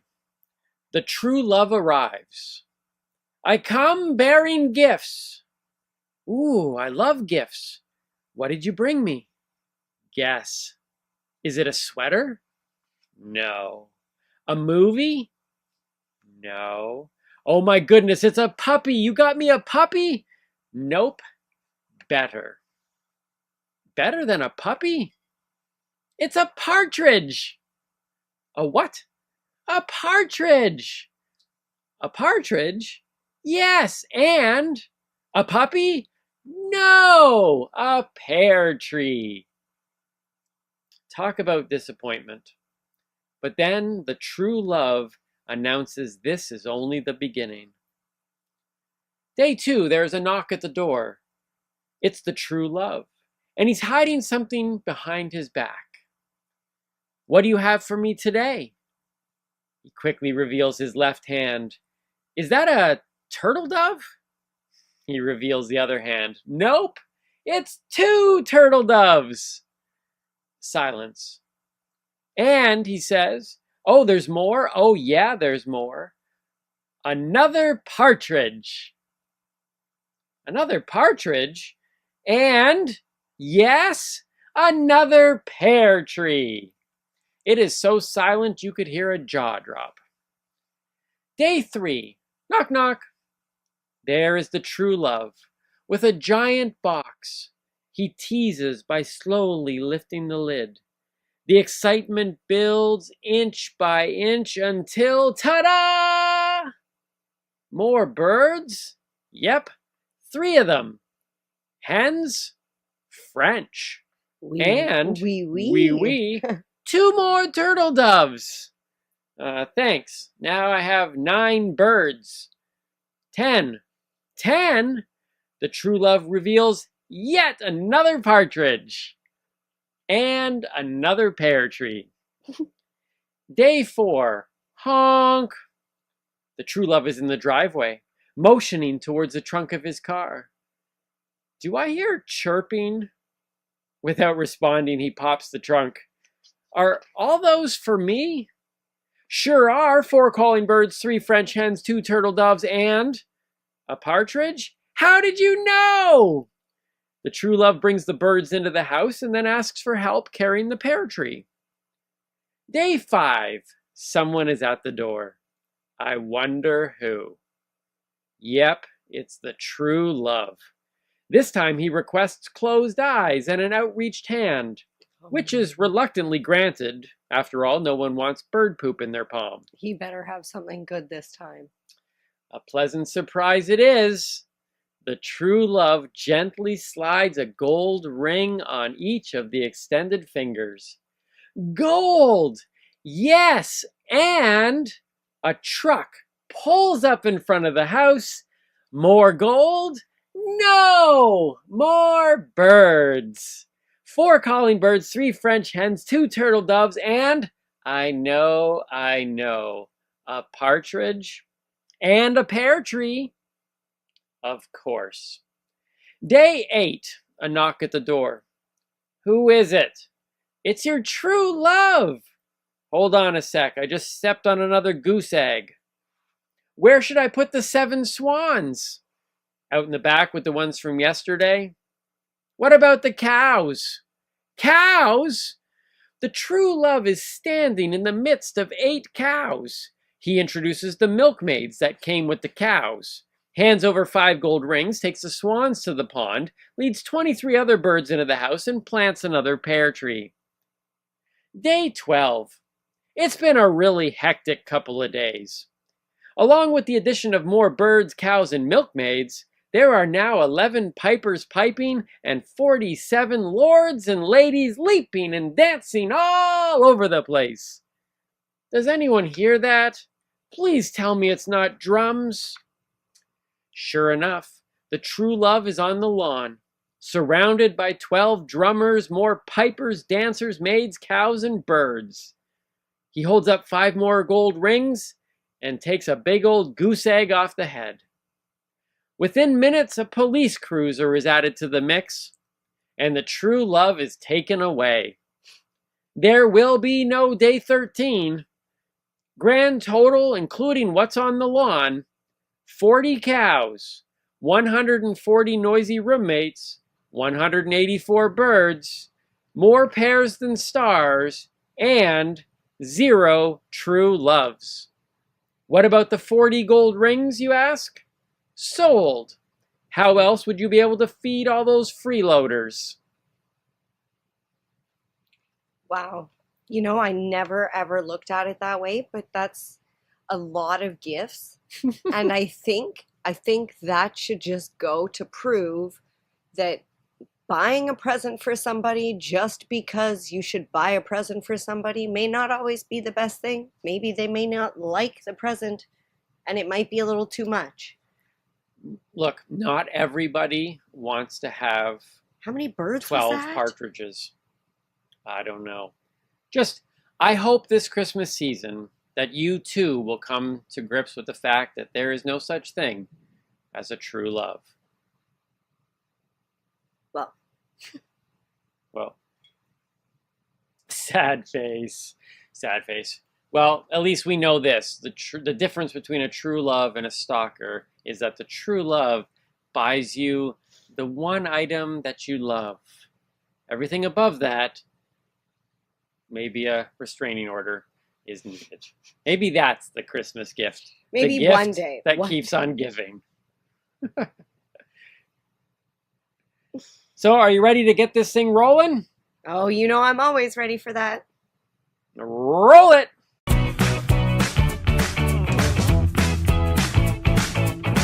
Well, it is time for another Mary Jane's Strain. Mary Jane, what is the strain? Well, the strain is candy cane. Mary Jane's Strain Candy Cane. Yep. That's a high five, and we're not even at the high five. Next. Coming up. Yes. High five. High five. No. Mary Jane's Strain. Mary Jane's Strain. I almost said word of the week. No. Mary Jane's Strain. I got myself some hot chocolate. Well, you got me chocolate. Is that candy cane hot chocolate? I don't know. Is it? You made it. No. I did not tuck a candy cane in there. And you actually asked me if I wanted one, and I was like, no, because nobody likes candy canes. No, that is a trick, if you will. Hot chocolate with a candy cane in it, and you just stir it around, and the candy cane melts, and then you have the equivalent to a peppermint hot chocolate. Okay, I wasn't thinking. I should have said yes to that. I don't like. Did your tree ever have? We literally, growing up, we would have candy canes that would be in the decoration box for like a decade because nobody ate the candy canes. They were just decorations. You know, we have one candy cane that sits in the decoration box, and it has a pipe cleaner, a brown pipe cleaner like this. Oh, to make it look like a reindeer? Around the neck of it, and eyes. It has googly eyes. Yeah, I remember it's pretty old. The only time I remember eating candy canes was when I was really young, and you would suck on the end until it got really, really sharp and pointy. And then what? Poke your tongue? No. So you could shank your cellmate. Isn't that your sister? No. She was in the women's prison. I was in the man's prison. Mary Jane's Strain. All right. Cane. Yeah. Now that we went down that little rabbit hole there, like Shawshank Redemption. So candy cane, specifically the auto flower from Crop King Seeds, is an indica dominant hybrid. Question? Answer? Auto flower? Yes. So that's is the one that you smoke when you're driving? No. Definitely not. No. What's an auto flower? An auto flower. Okay, so if you were growing cannabis, sorry. Are you all right? I whacked your arm there. So if you're growing cannabis indoors, you're going to need to set up a light cycle that's 18 hours of light and 6 hours of darkness for the vegetative state, for the growth period. And then you're going to need to flip the light cycle to 12 hours of sunlight, or sunlight, and 12 hours of darkness, which is emulating or simulating. I never remember which word is the right one. But anyways, you're basically creating the end of summer. Okay. So you're changing the season. Right. And when you do that, you turn it into flower, into the flowering period, life period of the plant. However, an auto flower is already predetermined. It will flower regardless. You could leave it under awesome. 18 hours of light, 20 hours of light. It will still flower. And I've seen the amount of work that you go through to grow your cannabis plants. Yes. And how complex and specific it needs to be. Yep. I would think an autoflower would be the way to go. Well, they say it's idiot-proof way of growing. Like if you want to try growing in the beginning, you should try an autoflower. I personally believe that if it's just the light cycle that's concerning you, like you need to remember 18 and 6 and then 12 and 12, you literally can buy yourself a timer, which you should do because you're not going to remember every day to go in. I don't care if you have an alarm that goes, hey, you got to turn your light on in your garden. Right. You're not going to remember to go in and turn it on and turn it off. Okay. And if you don't turn it off when it's supposed to be off or turn it on when it's supposed to be on, you're going to mess the plants. And it's just going to confuse it. It could go into flowering, out of flowering. It's just, don't do it. Just get a timer. All right. Yeah. Okay. But autoflower, we should have done this as a word of the week. Maybe. So the autoflower is a little smaller, a little less buds. So if Okay. you have a smaller grow space and maybe less light, because it would grow in the dark. So basically, an autoflower is a ruderalis. Ah, the lesser known cousin. Yeah, The indica and sativa is like the laurel and the hardy. Yep. And then lesser known cousin ruderalis. Was ruderalis. So basically, it's like the polyshore. What, nobody likes the ruderalis? No, the lesser known cousin is polyshore. That's Right? funny. That was my son calling. I turned my phone off completely. Just gonna be real with you here, people. I turn my phone off. I'll have everything off, but my son has the emergency bypass. Yep. And so his is able to ring through no matter what, and guaranteed what this phone call is, probably not an emergency. All right. Okay, so getting back to the ruderalis. Another fun fact about ruderalis is it will grow anywhere. They kind of call it like the ditch weed because you'll see it growing on the sides of the road in the ditch. It's a very resilient plant. So that's why they say idiot proof for growing. Mm-hmm. It's more forgiving. Okay. We'll put it that way. Okay, so now that we've gone back. No, we're back. Come back through to candy cane. From a Mary Jane strain through the word of the week and back into Mary Jane So when strain. I was going to say word of the week, I might have had something there. Okay. All right. So this is a cross between a couple different strains. Well-known strains. Okay. Timmy might not know these. He might know the names because, okay. AK-47. It's a gun. Yep. Yeah, so it is also a gun. Crossed with mango. Mm-hmm. Right? You know mango. Crossed with white widow. I've heard of that one. Okay. It's a bug, right? Spider. Mm-hmm. And crossed with, obviously, the ruderalis. So there's a lot of things in there. So there's a lot of parents, a lot of strains going. Like, is there some way to trace... Like a lineage? So, so now what happens if you take this one and mix it with, I don't know, monkey breath? So now monkey breath has like AK-47 mango white widow, which combined becomes candy cane. Well, that depends. And it depends. Are you crossing the gorilla breath or the monkey breath? Oh, see, it depends. Is it monkey breath or gorilla breath? One's and are much, you crossing one's an it? indica powered strain, and the other one's a sativa. See? That's what happens when a newbie tries to sound like he knows what he's doing. It fails every single time.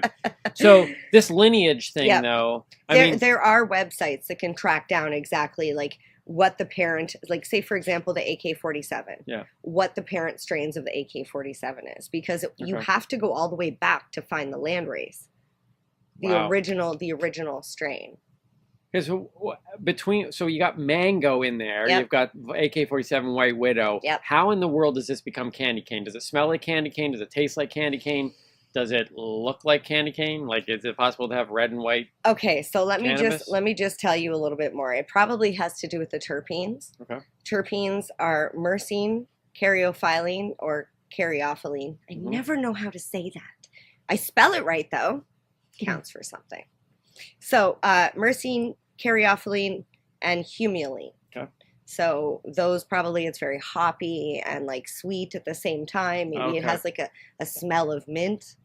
Right. Okay. I haven't had the pleasure of growing this strain yet. Right, but you've taught me a lot about how the terpenes is where that smell comes from, and so I could see if maybe it has a minty kind of thing. Yep, the flavonoids and the terpenoids. And all right, so it becomes candy cane. Yes. All right. THC levels can range anywhere from 15 to 20%. Mm-hmm. CBD is less than 1% because it's a higher THC. Right, because It's usually, you've bred told me that. for THC. Usually if it's a high THC, the CBD is Mhm. lower. Yeah.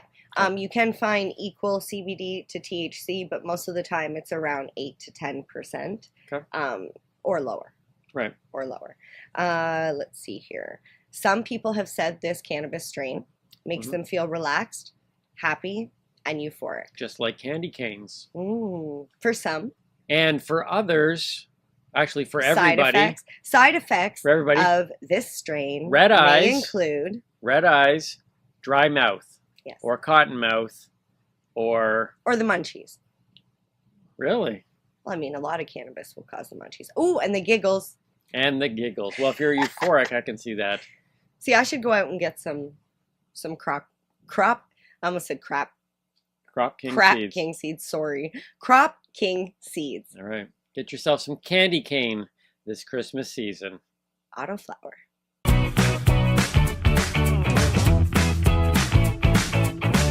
It is time for another high five list. High five. High five. Now, this is a dangerous one. Look, I know that cannabis is a very divisive topic, okay? I have, just by entering into this space, I have lost relationships and contacts, sadly, business relationships, all of that because of this. What I say over the next few minutes, though, in regards to listing the top 5 Christmas movies of all time, could pretty much alienate me from another large group of people. I'm excited to hear what's on this list. Well, it's not, you know what? It's not, I bet you there are almost, everybody will agree with portions of the list. Nothing is going to be like one in and of himself is going to cause this thing. Well, one might. Okay. But the point is that when you're talking about Christmas movies, there's such... That's funny. In my head, I'm like, Home Alone better be on this list. Right. So people at home are probably doing everyone's the same going, thing. I am going. This is the type of list that makes people go, I will watch this list because if this movie is not on this list, I am going to flip a table. This is a flipping the table moment. But these, I'm in control on this though. So this is Timmy's top 5 Christmas. I'm not even going to say that. You know what? I'm putting my hands here because I don't want to flip the table. Not even going to say that. This is the definitive top 5 best Christmas movies ever. Not Timmy's opinion. Flat out top 5 Christmas movies ever. Okay. You ready for this? Got my cheering. Don't flip a table. Now, if it's good, I'll cheer. I just recently came across, it was Esquire magazine, okay? You just seen Esquire? It's like been around for years. I just came across this particular list from Esquire magazine. Oh, okay. They listed the 60 best Christmas movies of all time. Now, listen to me. That's a lot. Yeah, exactly. Who's going to go through that list? I did not have much issue with the first 15. Wait, you went through the whole list? Oh, I scrolled through the list. I would have been like 60. I scrolled through because I wanted to see 10. This is a list that I needed to see. I needed to see where certain movies ranked, and I wasn't happy with one in particular. But the top 15, almost everything on there, even though they don't make my list, I'm like, you know what? That's pretty solid. Okay. And then after that, though, like in fact, I have 3 of the top 5 that they chose. 3 of those top 5 are in my list. Okay, so I was very happy with kind of that top 5 and into the top 15. Okay. Moving on from there, though, it got dicey. Like I considered maybe 7 of the next 45 like decent Christmas movies. So like we're talking, I honestly think that when you're talking about Christmas movies, good ones, 25 might be the deepest you want to go into a list. Like once you start to hit 25 of these movies and go on to like Esquire's 60 best Christmas movies, I bet you will be able to go, you know what? This could easily go off the list. This could go off the list. This could go off the list. And you probably get yourself down to maybe 25, maybe 30, which means that 25 is that number where you got, okay, this one, does it make it? Does it not? That's funny. I can see the brainstorming session now. Come on. I need another one. Just Find another one. 60 is lazy. And if you saw this list, you'd be like, that's not even close to a Christmas movie. Esquire magazine, you can do better. 60 is just lazy writing. People are just like, I'm just going to Google Christmas movies and put them, because I don't even think, like, I'm going to tell you this, Eyes Wide Shut. You know the movie Eyes Wide Shut? That really weird movie? I've never seen it, but I've seen the cover. Okay. It's Kidman, right? It was ranked, okay?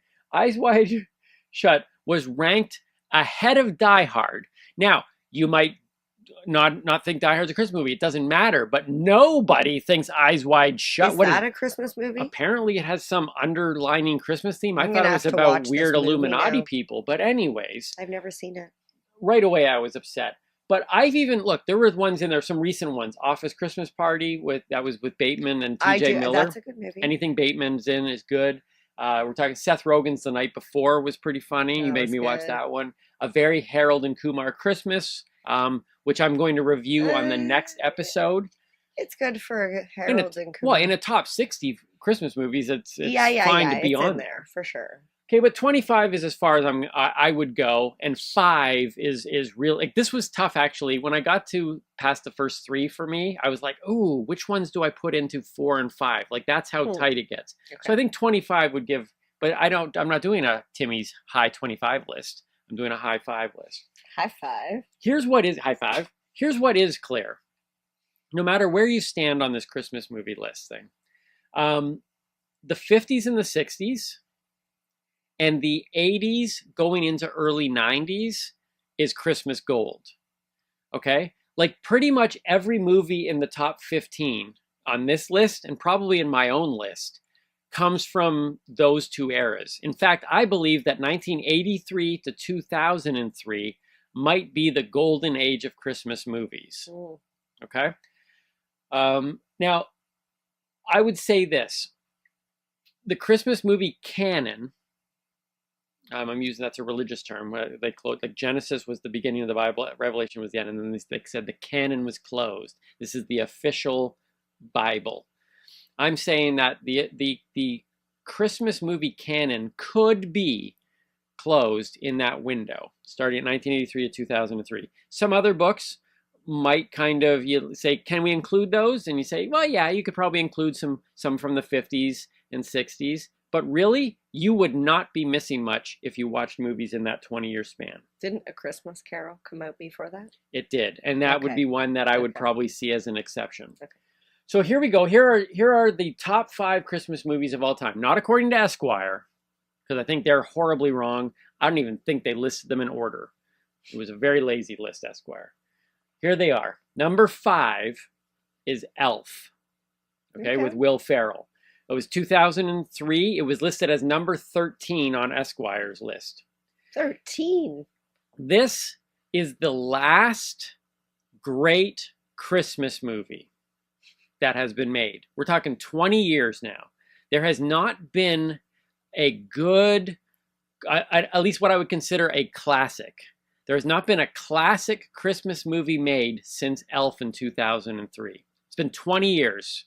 That was the last of the that's why I say 1983 to 2003. Elf closed it off. Mm-hmm. Interesting to note, though, Bad Santa came out in 2003 as well, which we watched together. I had never seen before.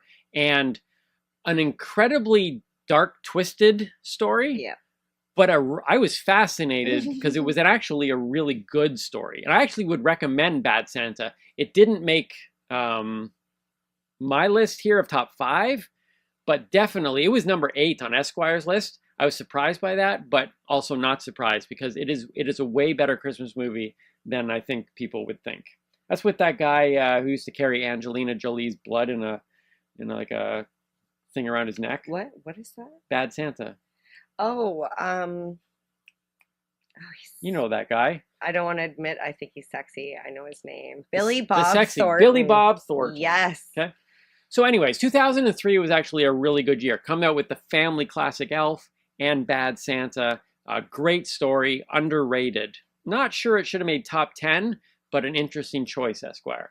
But I think Elf is number 5 in my list, and I don't believe I think 2003 was the last time a classic Christmas film has been made.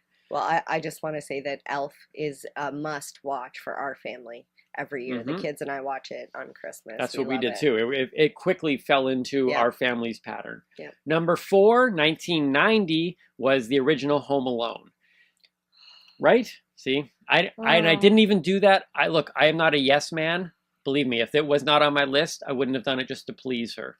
I actually have a soft spot for Macaulay Culkin. I know you're out there, and I know you're doing well. Well, and why wouldn't he be watching this? Everyone else is. The original Home Alone, I still find funny.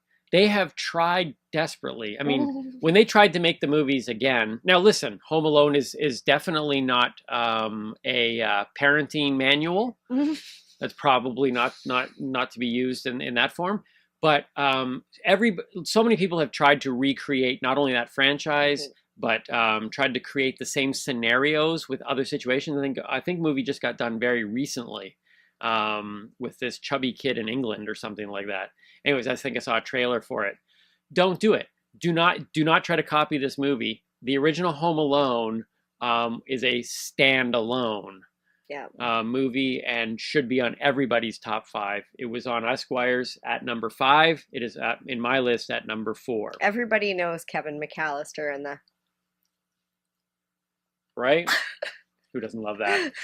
Number 3 on the top 5 Christmas movies of all time is A Christmas Vacation, 1989.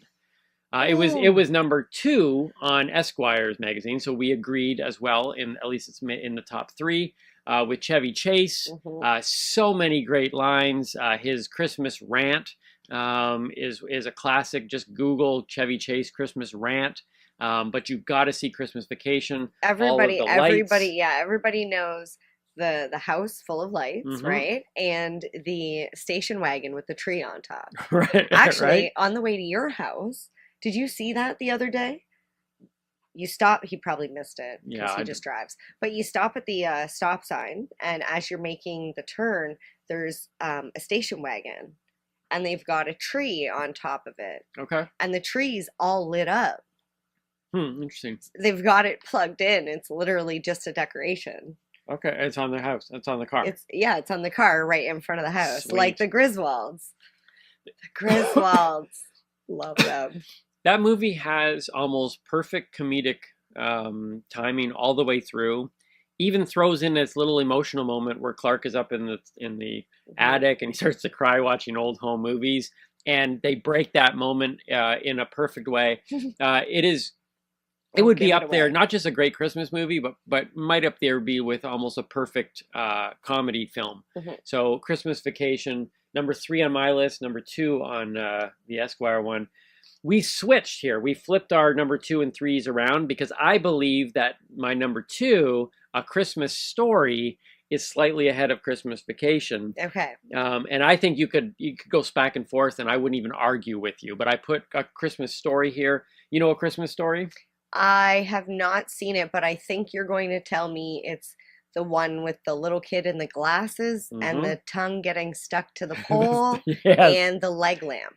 And the leg lamp, which I own. Okay, see, that's all I need to know, have you heard right? You'll shoot your eye out? No. Oh, okay. We need to watch that this Christmas.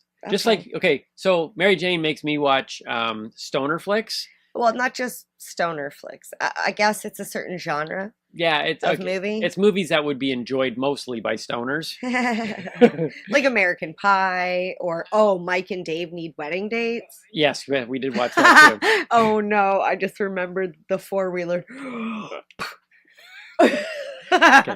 Okay, that was funny. I did enjoy that one, and I will be reviewing Harold and Kumar's Christmas next episode, so stay tuned for that. But I'm going to make you watch A Christmas Story this thing, because I do believe it is definitely number 2 for sure on my list. Okay. I'm going to give a couple honorable mentions right here before I list number 1. The Year Without Santa Claus is a 1974 claymation one with Sorry, I giggle. I think claymation is funny. I personally find Heat Miser and Cold Miser. He's Mr. Heat Miser. He's Mr. Cold. Something like that. I don't know all the lyrics. But you need to. Now I want to see this. I used to have all the little figurines. It was a staple in my household. It was an hour long, The Year Without Santa Claus, 1974. You need to check that out. It wasn't on Esquire's list. It didn't even make their 60 list. Esquire, you suck. Like, you know how long it takes to make a claymation anything? To completely ignore that movie on a list of 60 Christmas movies that had Eyes Wide Shut on it. Can I flip this now? I want to flip the table. So that one and How the Grinch Stole Christmas, the original cartoon. It was only 26 minutes long, but not the Jim Carrey one. No, the Jim Carrey one was questionable for me. I kept seeing The Mask. That was the problem I felt with that, is because they used the same character or the same actor that played in The Mask, and The Mask was also a green face. Oh. So it was hard for him. He had the same voice. I kept seeing the Cat in the Hat. Oh, and maybe they wait. Wasn't that Mike Myers? It was. Oh. But that was the face. Even worse. I saw that kind of weird nose. That weird nose. Oh, I think they did kind of have the same it was sort that of same prosthetic. Same kind of snout area. But they're both Dr. Seuss. But you need to watch the cartoon. The cartoon is classic. It needs to be watched I think I own it still on VHS. Okay. It's 26 minutes long, and the reason why it's not on my top 5, it would be in my top 10 for sure, and it is the most bang for its buck.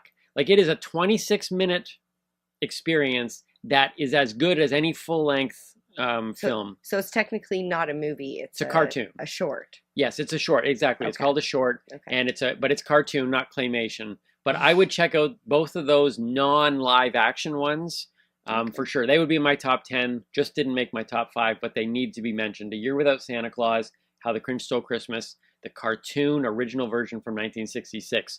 You got to sit down your kids and watch those. Or, you know what? No, don't even bring the kids. Sometimes they get too chatty. Watch those as adults. Light up a joint if you need to, whatever. And then number 1 on my list, and with this I close, ladies and gentlemen, Yippee-ki-yay, mother... We'll bleep that out. Oh, are you going to show your sweater? This is my, so this is my sweater. This is my, This was last year's Christmas present? Yep, this is their hair. Look at. Oh, you can't see it. You can't really see it on the camera. We'll make a video. But it's glowing, so this is my Christmas sweater. Die Hard is, without a doubt, a Christmas movie. It is also the number 1 Christmas movie of all time.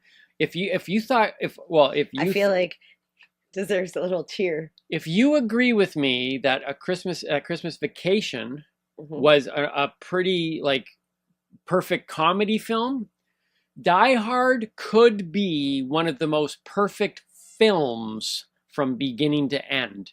The fact that it is also a Christmas movie, there is no doubt in my mind that it is number 1. I love Christmas Vacation a lot. I watch it every year. I watch A Christmas Story every year. I watch Home Alone almost every year. These are all fantastic films, but nothing comes close to Die Hard. It is not only is it the greatest Christmas film of all time, it is one of the greatest films of all time. And how Esquire put it at 26 behind Eyes Wide Shut. I will never, ever read Esquire again. I've never read Esquire in the first place. Shame. But Die Hard is, let's just set the record straight. Die Hard is a Christmas movie, one of the greatest movies of all time, and definitely the greatest Christmas movie of all time. Do you have anything you want to throw in about this list as we get ready to wrap up this high five? Okay, so I have one thing to add about Die Hard, because I already added my sense as we went along. Die Hard is not only one of the better comedies that I've seen, and I watch a lot of comedies. It's one of the better action movies that I've seen, because I don't like action movies. So it's a very good balance between action and comedy, and a little bit of romance in there too. A little bit of romance, a great story, a great villain, a great characters, and it's great not writing. It doesn't feel like it's like, you know, like in certain action movies, you know it's going to be an action movie because from the very, very beginning, it starts, bam! This one you're like, wait, what's going on? Like you're saying, in the story part of it. I am going to, in the new year, during a cinema review, I know it's not a stoner flick, but I'm going to spend some time, because I really need to break down Die Hard, and I'm going to do it here probably on the show. I watch Die Hard every year on Christmas Eve with my daughter. I might not be able to do it this year. Life is slowly changing. But I'll tell you that is my Christmas Eve movie, Die Hard. Ladies and gentlemen. Oh, wait. Comment. Before you're done, I have one thing. I'm done with the list. But I have one more thing I just want to say. Oh. Because you said we have to watch A Christmas Story. Yes. And I've never seen that. And I'm pretty sure you've never seen this show that I found on Netflix just recently. It's called Happy. It's also a Christmas movie. Or no, it's a series because there's 2 seasons. Oh, you've told me about Happy. Yes. I started watching it because it had an imaginary unicorn. And that's all I'm going to say. Why wouldn't you watch it then? Yes. And it's a Christmas thing. So if you're looking for something to watch, and you've already run through Timmy's list of movies. And that's not on Esquire 60, so clearly there's even more out there. Well, you see, that Happy show was not technically what I thought it was going to be.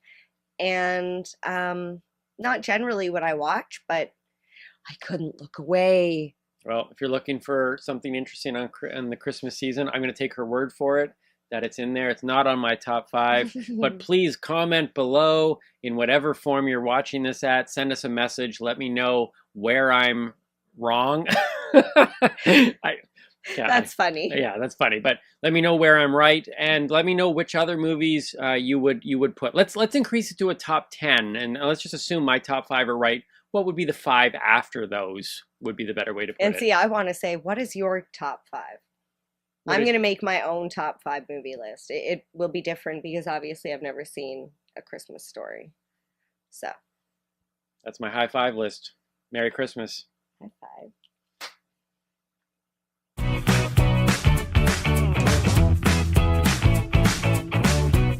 Hey everyone, and welcome back to another episode of On the Spot with the Newbie and the Doobie. We are so excited today to be joined by Chris Bennett / Chris Burns. There's a story around that, but Chris, thank you so much for joining us today.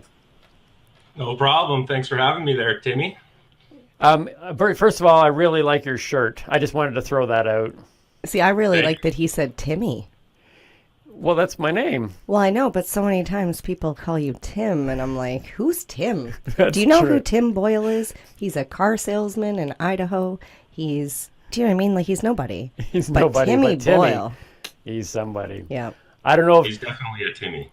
Yeah. Thank you. Well, you're definitely a Chris. I think you're a Chris Burns. I know. Let's talk about the Chris Bennett / Chris Burns, because I like the name Chris Burns. You look like a Chris Burns. Your work reflects Chris Burns. Let's talk this out. Let's make sure we call you what you want to be called, Chris. Well, I guess we'll go with Bennett these days. Chris Burns is a moniker that kind of started around 2009 when I took my wood burning hobby and turned it into a full-time business. So Chris Burns just kind of went along with that. I had considered even legally changing it just because it went so well together with my artwork. And I had so many people ask, is your name really Burns? Because that's pretty convenient. I kind of wanted to be able to follow up with, yes, it is. But I stuck with Bennett. And now that I'm back working in the legal system, we're going with the government name. So Bennett it is. Okay. Well, I don't know if you're aware that Mary Jane Baker changed her name legally. Yes, my parents were not that cool, and they didn't have foresight that I would get into this industry. I just really, really love infusing baked goods, so I was like, it's perfect. So I would be like, you should change your name. If you want to go legal, I think you should change it. It's only like $117. Yeah, I heard it's actually not too bad of a process to get done, but I don't know, it might still be on the table. Mary Jane Baker works very well for you. Yeah. I'm not sure if you're willing to expose what the original name was, but we can just go with Mary Jane Baker. I will give you the first name. It was Janice. Boo. Yeah, a very boring, and if you check television in history, the most annoying television characters are named Janice. Or Jan, which is even worse. I'm not even going to go there. Fair enough. You had the Jane in there, the Jan part of it. Yes. Yeah, you still kept it. It's yeah. funny because I sign MJ all the time, and my initials used to be JM. So I just kind of like flip them. Okay. I like that. Yeah. See, there's a way to do it. Timmy was also a branding name. So okay, I understand, you want to go with the legal name of Chris Bennett, dealing with just keeping it all above board, legal type of thing. But I thought your name was Chris Burns, and especially when I saw your artwork, and I wasn't as familiar with you as MJ was, but I see your artwork, you're burning wood. I actually thought what people think of her and go, wow, his name's Burns and he burns wood? That's amazing. So what is it about burning wood that got you excited? How did you talk to us about, first of all, what it's funny, you do say in the process? Burning wood, because it's not just burning wood. That's what I want him to explain. Yeah, he's going to get into it. And Chris, I'm guessing some of that artwork behind you is yours. A few pieces. My house is littered with artwork from people that I've met along the way. Yeah. I'd like to kind of display theirs more than mine, but there are some pieces of mine kicking around here. Yeah. I've had the pleasure of actually seeing, I got a little sneak peek inside Chris's place, and the artwork inside is beautiful, and you can see all of it on his Instagram, which we'll share a link to. But yeah, explain what it is, because you're not just burning wood. Yeah, I mean, at the base of it, you kind of are Thank burning you. wood. But I tried to give you a little bit more credit. Come on, Chris. No, I don't, honestly, saying I'm a wood burner, or the more fancy term pyrographer, never really I don't know, I never liked the title. I mean, even though that is essentially what I'm doing, and it was always hard for me to kind of just say I'm a straight up artist, but yeah, I don't know, wood just kind of reached out to me. I had no real background or experience with it. I took it in college as kind of a third strike program, where the first two things I took didn't work out. And I was like, I either need to, on this final attempt at college, and I was going to go into an art program to kind of go down that road, because I'd always been into it. But I decided to go with the trade. So I ended up taking a cabinet making class, or a course. I got a diploma in it and stuff. Worked with wood for quite a long time after that.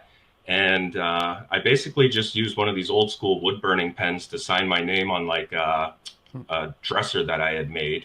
And then I realized, I can pretty much draw anything on this wood with fire, and it's pretty unique and cool, which really appealed to me, because the thing that prevented me from going down the art route is I always felt like I personally knew 100 people that were better artists than me.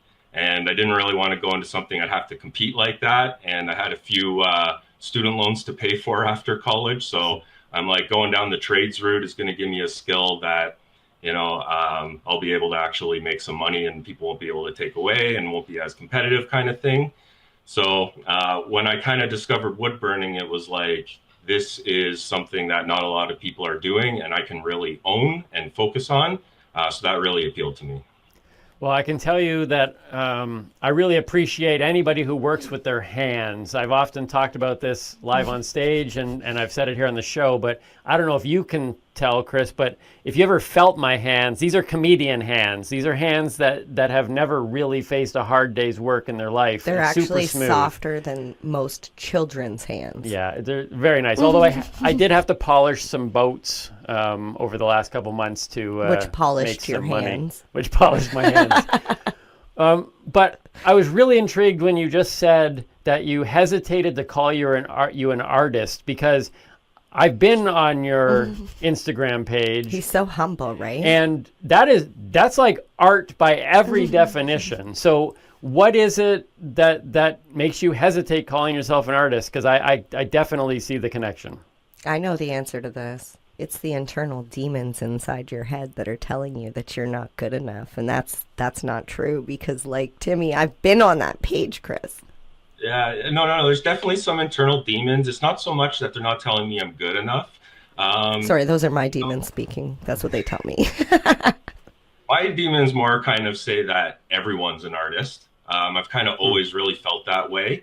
I think, everyone has their own unique style. And to me, art really isn't about who can draw the most accurate portrait. There's a lot of incredibly accurate, talented, technical drawers that aren't the most famous artists in the world. I, at an early age, realized, I was winning art awards in school and stuff like this. And I'd look over to my best buddy and he was drawing stick figures. And he's like, I can't draw at all. And there was like a simplicity and beauty to his drawings that I knew I could never recreate. So I'm like, everyone has their own unique art in them. So, for one, it was kind of, based on that, just, trying to preach that everyone is a bit of an artist if they want to be and kind of recognize that. But also, I just, it was a hobby. And the only reason I started to do it full time was to treat it like a business. And I always came at it from a very business-minded approach. When I started to go full-time with my art, there probably aren't too many artists that had such elaborate and detailed Microsoft Excel sheets about their day-to-day work as an artist. And that really, really helped me to kind of be able to do it and sustain it as a business. So it always seemed more like a business venture to me than an art thing. Because I was surrounded by so many more artists that, were incredibly talented that just, didn't treat it like that, even kind of opposed treating art like business. And it always worked for me. And I kind of, if you say you're an artist, it just kind of gets attached with all those, unfortunately, sometimes like, flaky or, I don't know, kind of things that, just weren't part of my art. I was really about, you tell me what you want, you're the client. I don't need to have like a big artistic vision and, that's going to, you're not going to cramp my creativity if I'm just making you a sign kind of thing. It was very business approach to the whole thing. So I think that's always where my hesitation came. But, after, a decade plus of doing it, I have realized that I am an artist and people treat me like that. And, it's not something to be ashamed of or anything. Well, I am. The first part, that's beautiful because it's true. Everybody is an artist. And like myself, I paint in paint pouring. You basically just take colors, put it in a cup, put it on a canvas. Anybody can do this. But you're right. Everybody's color choice is different. Everybody's method, the way they move, the finished product is completely different. So I agree. Everybody is an artist, whether it's telling jokes or painting or woodwork. And I just want to say on the second part, as an artist, I wish I treated my art a little bit more like business because then I wouldn't be giving things away and I wouldn't be undercutting myself. I would value my time and my work. And maybe the starving artist, like, method of thought would disappear if people would just treat art a little bit more like business. So, and I just want to say personally, as you were talking, I was thinking about the 7 acres sign that you had done. My God, that was beautiful. That is beautiful. I'm like, I love that sign. And I'm sure that was commissioned, right? Like you went in and said, tell me what you need. Yeah, that was actually for an event. As things were getting closer to legalization, I started to hook up with 7 acres and kind of like I could see the legal industry was on its way. And, pun intended, I was getting burnt out on burning like, cat portraits to pay every phone bill kind of thing. It wasn't always the funnest projects I was doing. So while I was super proud of that and, I wasn't exactly starving kind of thing while being a starving artist, it definitely, I could see a bigger potential in cannabis moving forward. So started to do some things with them, which included like a big burning that I did live at an event that they were hosting. It was a commission piece that they ended up hanging on their wall afterwards, which was really cool. And then that kind of was the beginning of the transition to me going into the legal cannabis industry. So, Chris, I don't know if you know much about our story here, but as a newbie, so I'm a non-consumer, MJ kind of got me to try cannabis 3 times. Bowling score went down. I decided some things aren't. Far. What's that? Just smoking so far. Okay. To be fair, we'll try some other methods in a little bit. But I'm always very interested to know, as a newbie, how our guests got into cannabis in the first thing? What was your entrance in? Was it recreational as a kid? Was it medicinally later on in life? Where did that journey start with you? Gotcha. So I always like to say the only thing I know and have more experience with than wood is weed, and kind of leads me. Either way, I'm burning trees for a living, so it's you know, kind of a cool part of it. Okay, you got to go with Chris Burns now, period. Just make it happen, buddy. But I started when I was like 16. It was most definitely recreational.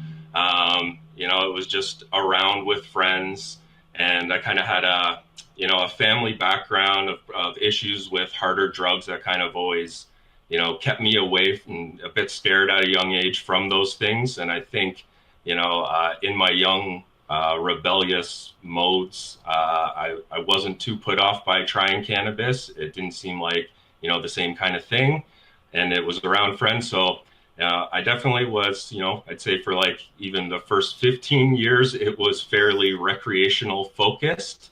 And then I started to realize how actually, you know, there were medical components to it. You know, when I first went for an actual, you know, medical license, and you see all the conditions that they consider it applicable for, I'm like, you know, I really was kind of self-medicating, whether it was for, you know, pain, sleep, social anxiety type things like that. I could see how I was using it in a medicinal way. And I think, you know, I believe this is maybe even like a loose quote by Cheech and or Chong about, you know, all cannabis use is medicinal. And the term R&R apparently was like something that came from the military, that it was actually prescribed to soldiers that like, hey, rest and relaxation are very important to your health, mental and physical. And I think cannabis provides that for almost anyone using it, whether they're thinking about it recreationally or medicinally. So I came to realize that, and you know, what was just kind of a fun getting high thing for most of that time, I realized the benefits and had been exposed to how many people it helped in different ways, and then really started to get into like the advocate and you know, activism part of it as well. Well, that is a wrap. Blunt wrap?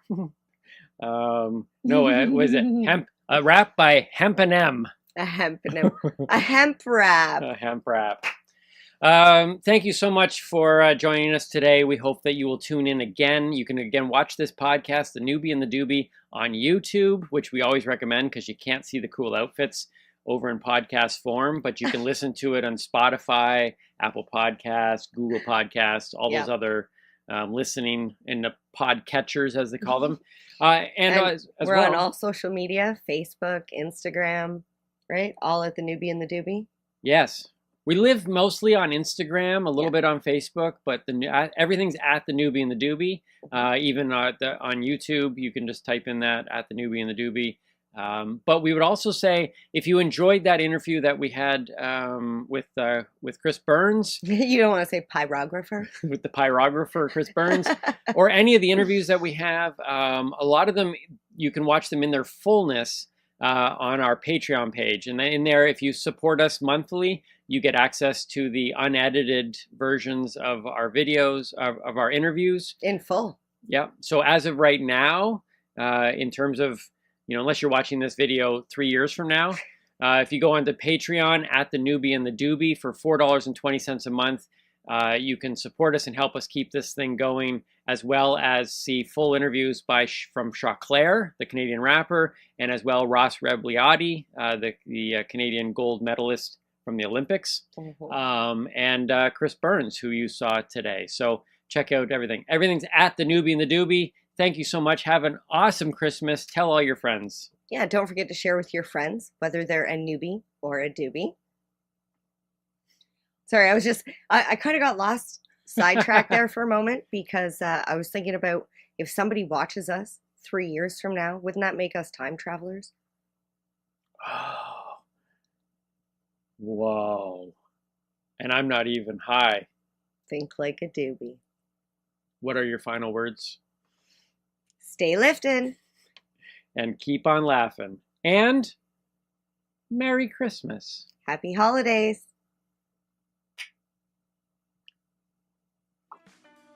Yippee-ki-yay, mother...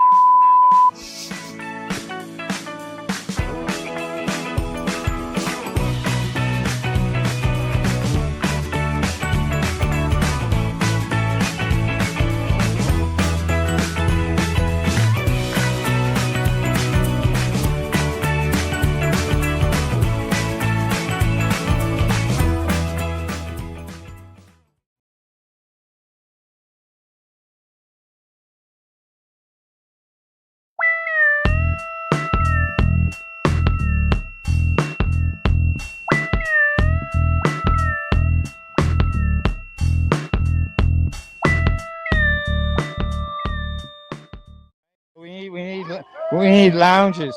We need lounges where they can host events. Yes, we do. We're missing so many of them now. It's really sad. So why do you march, Ashley? Oh, because this needs to be legal everywhere, and we need to change the face of legality too. We definitely need lounges. Exactly. We used to have a lot of them in Toronto. Not Yeah. Now there's exactly. like 4. We'll get there. You know, as I said to people earlier, when cannabis was illegal, we were marching for cannabis law reform, and we're still doing that today. To this day, 100%. We still need to up all of our legal limits to allow for medical patients to actually get some form of relief. Why should someone get arrested with 32 grams or a ticket for 32 grams when you can go places and buy substances with greater quantity? Right? Yeah. Ridiculous. Absolutely ridiculous. All right. Thanks, Ashley. No problem. Thank you. Website. SofaKingGoodBakery.com. Okay. Thank you.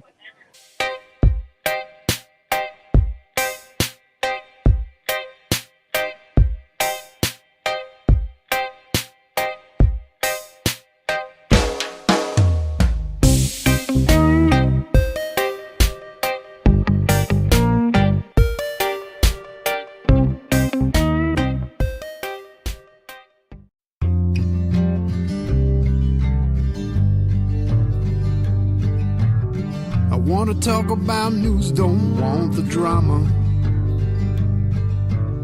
From no pretentious media Madonna.